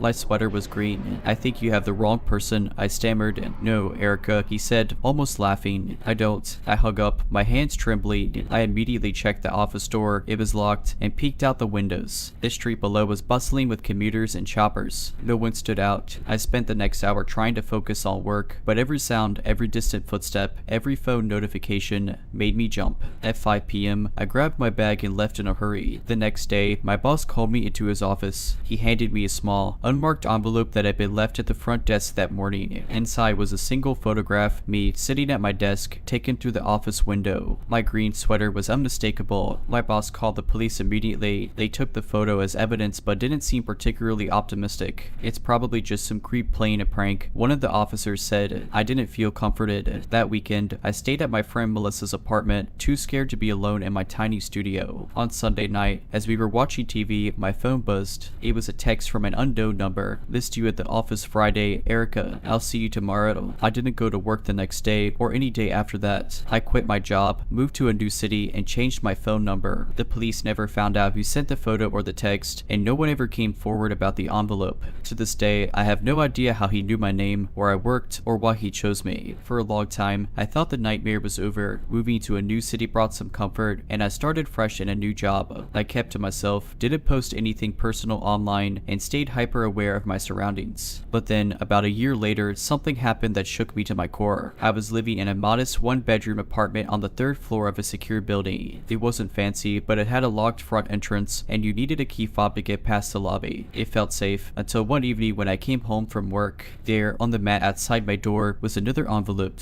No postage, no name. Just like the first one, let heart sake. With shaky hands, I opened it. Inside was a single sheet of paper with 2 words typed in bold. This made. I felt like the air had been sucked out of the room. My mind raced. How had he found me? I had changed everything. My address, my phone number, even my name on social media. I called the building manager immediately, but the security cameras in the hallways had been malfunctioning for weeks. No footage, no leads. I didn't sleep that night. Every creak of the building, every muffled voice in the hallway made my heart race. The next morning, I packed a bag and went to stay with a coworker. I didn't want to be alone, not until I figured out what to do. That was the start of another spiral. I started getting texts again, this time from a new number. They were simple, almost casual, but they made my blood run cold. Nice place. Red looks good on you. Don't move again. It's exhausting to keep finding you. Each message chipped away at my sanity. I felt watched everywhere I went. I stopped walking to work, stopped going to the grocery store, even stopped sitting near windows. I reported everything to the police, but without clear evidence, there wasn't much they could do. One night, about 2 months after the envelope appeared, I woke up to the sound of my phone buzzing on the nightstand. It was 3:17 a.m., another unknown number. I didn't want to look, but I couldn't stop myself. The message was a single photo. It was me, asleep in my bed. My stomach dropped. I turned on every light in my apartment and grabbed a kitchen knife before calling 911. The police arrived within minutes, but they didn't find anyone. My door had been locked, and all the windows were secure. It didn't make sense. They searched the building and found no signs of forced entry, no strangers wandering the halls. One of the officers suggested it could be a prank, maybe even a tech-savvy stalker hacking into a smart device. I didn't have any smart devices. I left that apartment the next morning and never went back. Since then, I've moved twice more, changed my number again, and live in a state of constant paranoia. The messages have stopped, for now, but I can't shake the feeling that he's still out there, waiting for the right moment to remind me he hasn't forgotten. For a while, I thought I'd finally escaped him. Months turned into years, and the silence became almost comforting. I'd moved to a new state, changed jobs, and even legally altered my last name. I didn't tell anyone outside my closest circle where I lived. I thought maybe, just maybe, I'd outrun him. But then, last month, I got a package. It wasn't delivered to my apartment, it came to my workplace. The receptionist handed it to me with a casual smile, completely unaware of the wave of dread that hit me. My name was handwritten on the box in neat, block letters. No return address. I hesitated before opening it. My coworkers were around, and I didn't want to cause a scene, so I brought it home, set it on my kitchen counter, and stared at it for what felt like hours before finally slicing the tape. Inside was a single item, a snow globe. It seemed innocent enough, a small glass dome with a scene of a little white house surrounded by trees. But as I shook it, something inside caught my eye. Under the artificial snow, there was a tiny, blurry photograph tucked against the base. My hands trembled as I tilted the globe to get a better look. It was a photo of me, at my new apartment. I couldn't breathe. The photo wasn't recent, thank God, but it was unmistakably from my current building. It had been taken during my first week there. The exact outfit and time of day burned into my memory. He'd found me again. I called the police, shaking so hard I could barely dial. When the officer arrived, I handed over the globe and explained everything. He was kind but skeptical, pointing out that there was no direct threat in the package. It could just be a strange coincidence, he said, his tone almost patronizing. But I knew better. It wasn't a coincidence. It was a message. For the next week, I didn't sleep. Every sound outside my window, every flicker of light in the hallway made my heart pound. I started double-checking every lock, every blind, every shadow. I even took time off work, too scared to leave my apartment. And then, last night, it happened. I woke up to the sound of footsteps. Not in the hallway, not outside my window, inside my apartment. My heart raced as I grabbed the baseball bat I kept by my bed. The footsteps were slow, deliberate, moving from the living room toward the hallway. My apartment wasn't large. Whoever was out there would reach my bedroom in seconds. I dialed 911 with trembling fingers and whispered into the phone, "There's someone in my apartment." The operator told me to stay quiet quiet and stay on the line, but I could barely focus. The footsteps stopped just outside my bedroom door. The silence was suffocating, and then, with agonizing slowness, the door handle turned. I screamed, raising the bat, just as the sound of sirens filled the street outside. The intruder must have heard them too because the handle stopped turning, and I heard frantic footsteps retreating toward the living room. By the time the police arrived, the door was wide open, but he was gone. The officers found no signs of forced entry. Nothing had been stolen. Nothing had been disturbed, except for one thing. Sitting on my kitchen counter was another snow globe. This one held a tiny replica of my apartment building, and inside it, just like before, was a small, blurry photograph of me.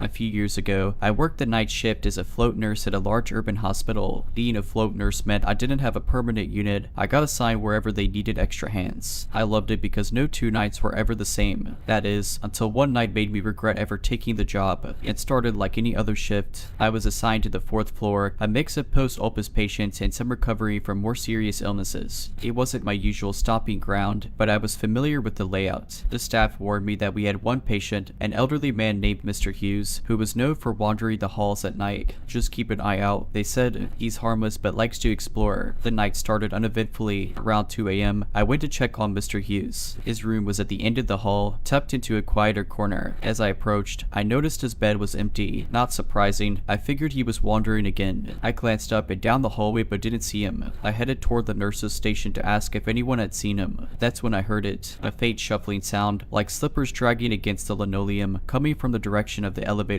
Relieved, I followed the sound, assuming I'd find Mr. Hughes. But when I turned the corner, the hallway was empty. The shuffling stopped. Feeling uneasy, I checked the elevators, the stairwell, even the break room, but there was no sign of him. I returned to his room to check if he'd somehow made it back without me noticing. When I opened the door, my stomach dropped. Mr. Hughes was in his bed, fast asleep. I shook it off as my imagination and continued my rounds. About an hour later, I was charting at the nurse's station when I caught movement out at the corner of my eye. A figure standing at the far end of the hallway. It was too dark to make out details, but it looked like someone in a hospital gown. Thinking it might be another patient, I called out, "Do you need help?" The figure didn't respond. I stood and started walking toward them. "Are you okay?" I asked again. As I got closer, I realized the figure wasn't standing still. It was swaying slightly, side to side. I reached for the light switch on the wall, but the second the lights came on, the hallway was empty. I checked every room in that hallway, every closet, every corner. No one was there. By this point, my nerves were shot. I returned to the nurse's station and stayed glued to my chair. Around 4 a.m., a patient's call light went off, room 423, one of the surgical recovery rooms. I grabbed my chart and headed down the hall, but when I got to the room, the patient was sitting up in bed, wide-eyed and trembling. "Are you okay?" I asked, concerned. She nodded but said, "There was someone in here." I froze. "What do you mean?" She described a man in a hospital gown standing at the foot of her bed. He just stood there, watching me. He didn't say anything. I thought maybe he was confused or lost, but when I blinked, he was gone. I tried to reassure her, but I felt anything but calm. I did another sweep of the floor, checking on every patient, but everything seemed normal. The rest of the night was quiet, but I couldn't shake the feeling that I was being watched. I kept catching glimpses of movement in my peripheral vision, but every time I turned to look, there was nothing there. At the end of my shift, I told the charge nurse what had happened. She gave me a strange look and said, "You were on the 4th floor, right? That used to be the psych unit before they remodeled. We had a patient who passed away years ago, a man who used to wander the halls at night. Staff have reported seeing him ever since. Needless to say, I never floated to the 4th floor again. After that night, I did everything in my power to avoid being assigned to the 4th floor. I traded shifts, volunteered for double duty in the and even begged my supervisor to keep me on other units. She thought I was being dramatic, but thankfully she obliged. For months, I managed to steer clear of that place. Life went on, and I started to convince myself that maybe I had imagined most of it. I chalked it up to stress, lack of sleep, and the natural spookiness of working nights in a hospital. But then, about 6 months later, the 4th floor found me again. We were short-staffed that night, and I was the only float nurse available. My heart sank when I saw my assignment, the 4th floor. I tried to argue, but it was no use. The charge nurse assured me it was just another shift. "You'll be fine," she said. "That floor's been quiet lately." Quiet, right. I stepped off the elevator and was hit with the same uneasy feeling I'd had before. The hallway seemed darker, the air heavier. I took a deep breath, squared my shoulders, and told myself to get through the night. The first few hours were uneventful. I focused on my tasks, avoiding the end of the hallway as much as possible. Around 3 a.m., the building felt eerily still. I was finishing up some paperwork at the nurse's station when the call light for room 423 went off again. My stomach churned. That was the same room as before. I grabbed my chart and walked to the room, trying to convince myself it was just a coincidence. When I opened the door, the patient, a middle-aged man recovering from surgery, was sitting up in bed, his face pale. "Are you okay?" I asked, already knowing what he would say. "There was someone in here," he whispered. "I thought it was you at first, but they were just standing there." I tried to keep my voice steady. "Did you see where they went?" He shook his head. "No, they just disappeared." I reassured him as best I could, but my hands were shaking as I adjusted his blankets and left the room. As I stepped into the hallway, I felt a sudden chill. The air was ice cold, far colder than the rest of the building. I glanced over my shoulder and saw it, the figure. This time, I could see him clearly.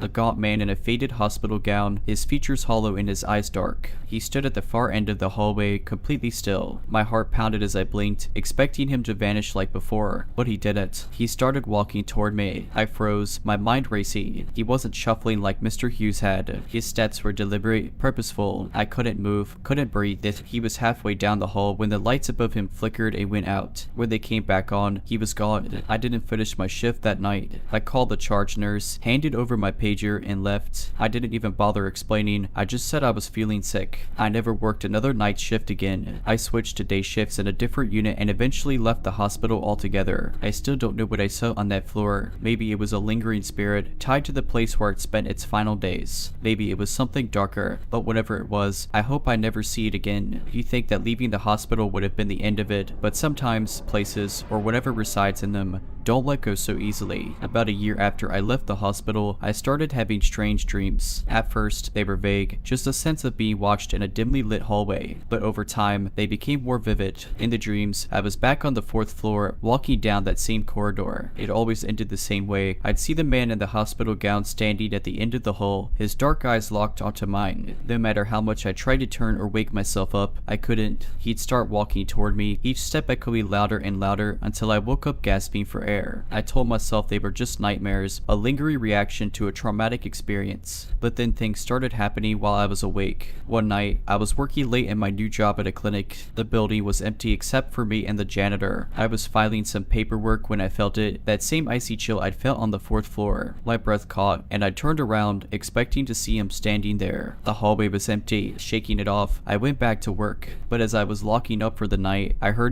faint shuffling footsteps coming from the back office. My heart sank. I knew I was the only one there. For a split second, I thought about going to check, but fear took over and I bolted out of the building. It didn't stop there. Lights in my apartment began flickering for no reason. Doors I knew I closed would be slightly ajar when I came back. Once, I woke up to find my bedroom window open, though I always locked it before bed. My cat, usually calm and affectionate, started hissing at empty corners of the room. The worst came about a month later. I was staying at my parents' house for the weekend, trying to escape the unease that had been following me. Late one night, I woke up to the sound of footsteps in the hallway outside my childhood bedroom. I thought it was my dad, but when I called out, the steps stopped abruptly. The door to my room creaked open just an inch. "Dad," I whispered. No response. The door stayed still for a moment, then slowly began to close. I didn't sleep the rest of the night. The next morning, I told my mom everything. She didn't say much, but later I overheard her talking to my dad. "Do you think she brought something back with her?" she whispered. I didn't ask what she meant. I wasn't sure I wanted to know. Eventually, I moved to a new city, desperate for a fresh start. For a while, things seemed better. The dream stopped, the strange occurrences faded, and I started to feel like myself again. But last week, as I was leaving work, I passed by a reflective glass door. Out of the corner of my eye, I saw something that made my blood run cold, a faint, shadowy figure standing just behind me, a man in a hospital gown. When I whipped around, there was no one there. I don't know if I'll ever truly escape him. Maybe some doors, once opened, can never be closed.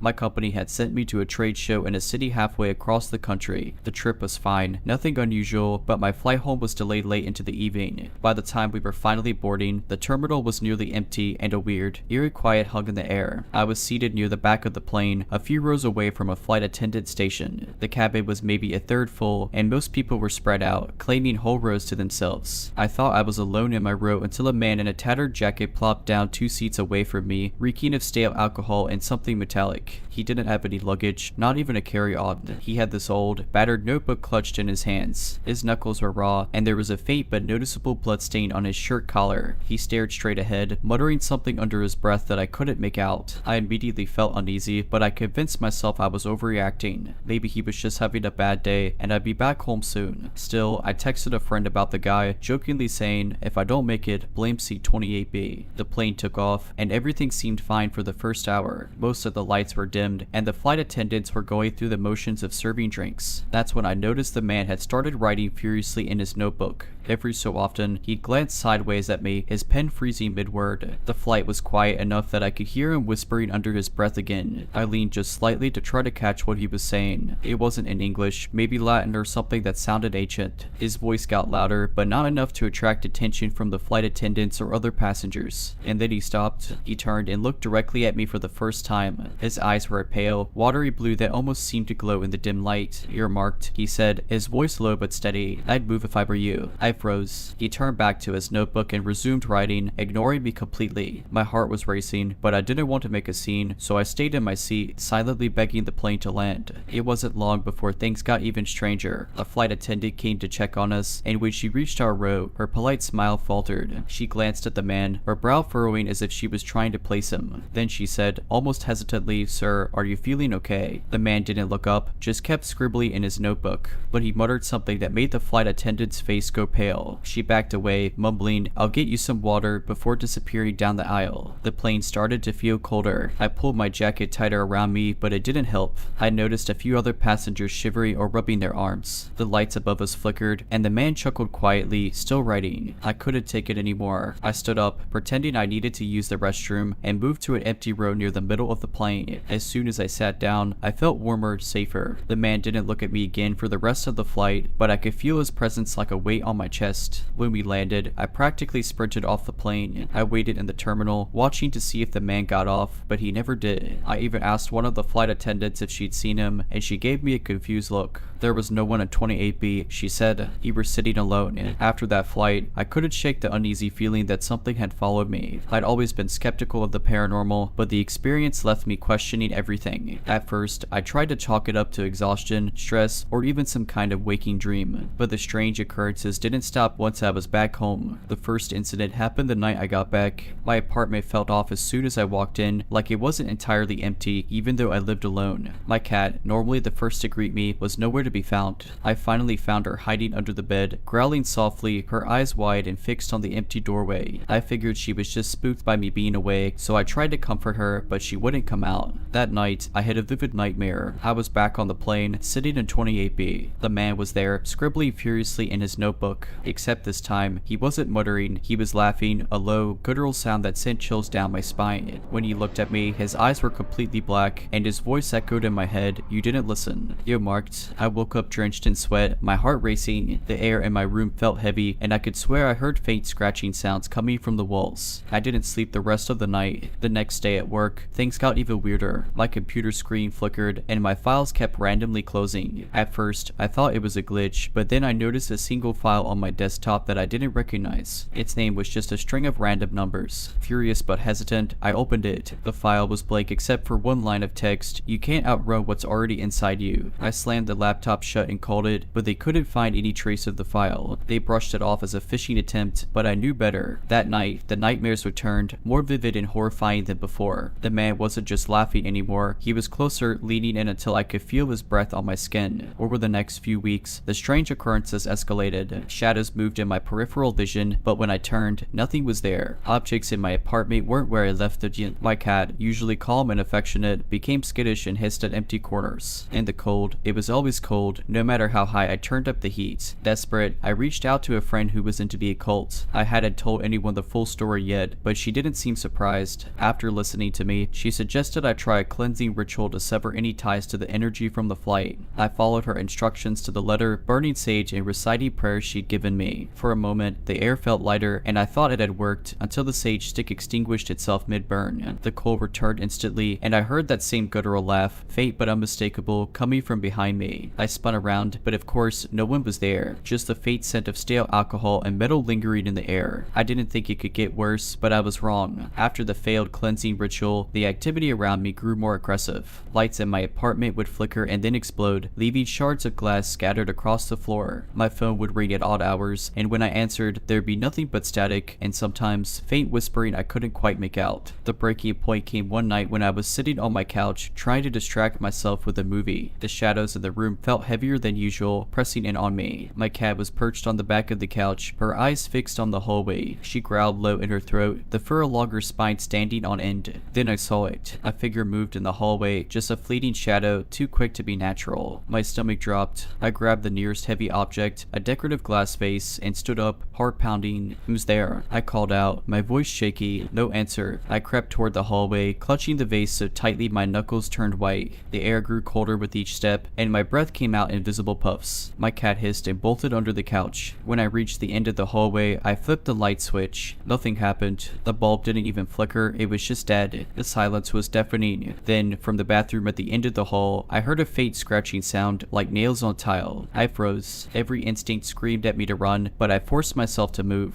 I pushed the bathroom door open with the vase, not daring to step inside. The room was empty, but the mirror over the sink had fogged up, as though someone had just taken a hot shower. In the fog, a single word was scrawled. Soon, I dropped the vase and stumbled backward, my hands shaking. The vase shattered on the floor, and the sound seemed to snap me out of my paralysis. I grabbed my cat, threw on my coat, and ran out of the apartment without looking back. I spent the night at a friend's house. She didn't ask many questions, just let me crash on her couch and listened as I spilled everything. To her credit, she didn't laugh or tell me I was crazy. Instead, she offered to help me find someone who could deal with whatever this was. The next day, she introduced me to a woman named Nadia, a self-proclaimed medium and paranormal investigator. Nadia didn't ask a lot of questions. She simply listened as I recounted the events, nodding thoughtfully. When I finished, she leaned back in her chair and said, "This isn't just a spirit. This is something older, something darker. It latched onto you during that flight, and it's feeding off your fear." Her words sent a chill down my spine. She explained that the entity likely wasn't tied to a specific place. It had chosen me. It marked you, she said, as prey. Nadia suggested a more intense cleansing ritual, one that would require confronting the entity directly. I hesitated, but what choice did I have? I couldn't live like this anymore. That weekend, we performed the ritual in my apartment. Nadia set up candles, herbs, and crystals in a circle in the middle of my living room. She instructed me to sit in the center while she chanted in a language I didn't recognize. The air grew thick, almost suffocating, as if the apartment itself was resisting her efforts. Then it appeared, the man from the play. He stood just outside the circle, his face partially obscured by shadows. His notebook was gone, but his hands were clenched into fists, and his pale, glowing eyes bored into mine. His mouth twisted into a mocking grin as he spoke, his voice dripping with malice. "You can't send me away," he said. "I'm part of you now." Nadia didn't stop chanting, her voice growing louder and more insistent. The candles flickered wildly, and the circle of light around me seemed to grow brighter, pushing the figure back. He snarled, his grin fading, and for a moment, I thought the ritual was working. But then, he laughed, that same guttural, bone-chilly laugh from the plane. The candles went out all at once, plunging the room into darkness. When the lights flickered back on, he was gone. Nadia looked shaken but determined. "It's weekend," she said, "but it's not gone. You need to leave this place and never look back." I didn't need to be told twice. Within a week, I broke my lease, packed what I could, and moved to a new city far from everything familiar. It's been months now, and for the most part, things have been quiet. No more shadows, no strange noises, no cryptic messages. But sometimes, late at night, I feel that cold, suffocating air again, and I can almost hear it, that faint, guttural laugh echoing just beyond the edge of my awareness. Alright, but that's it. I hope you enjoyed this video. If you did, make sure to subscribe to my channel, like this video, and comment something down below. But as always, Have a nice day.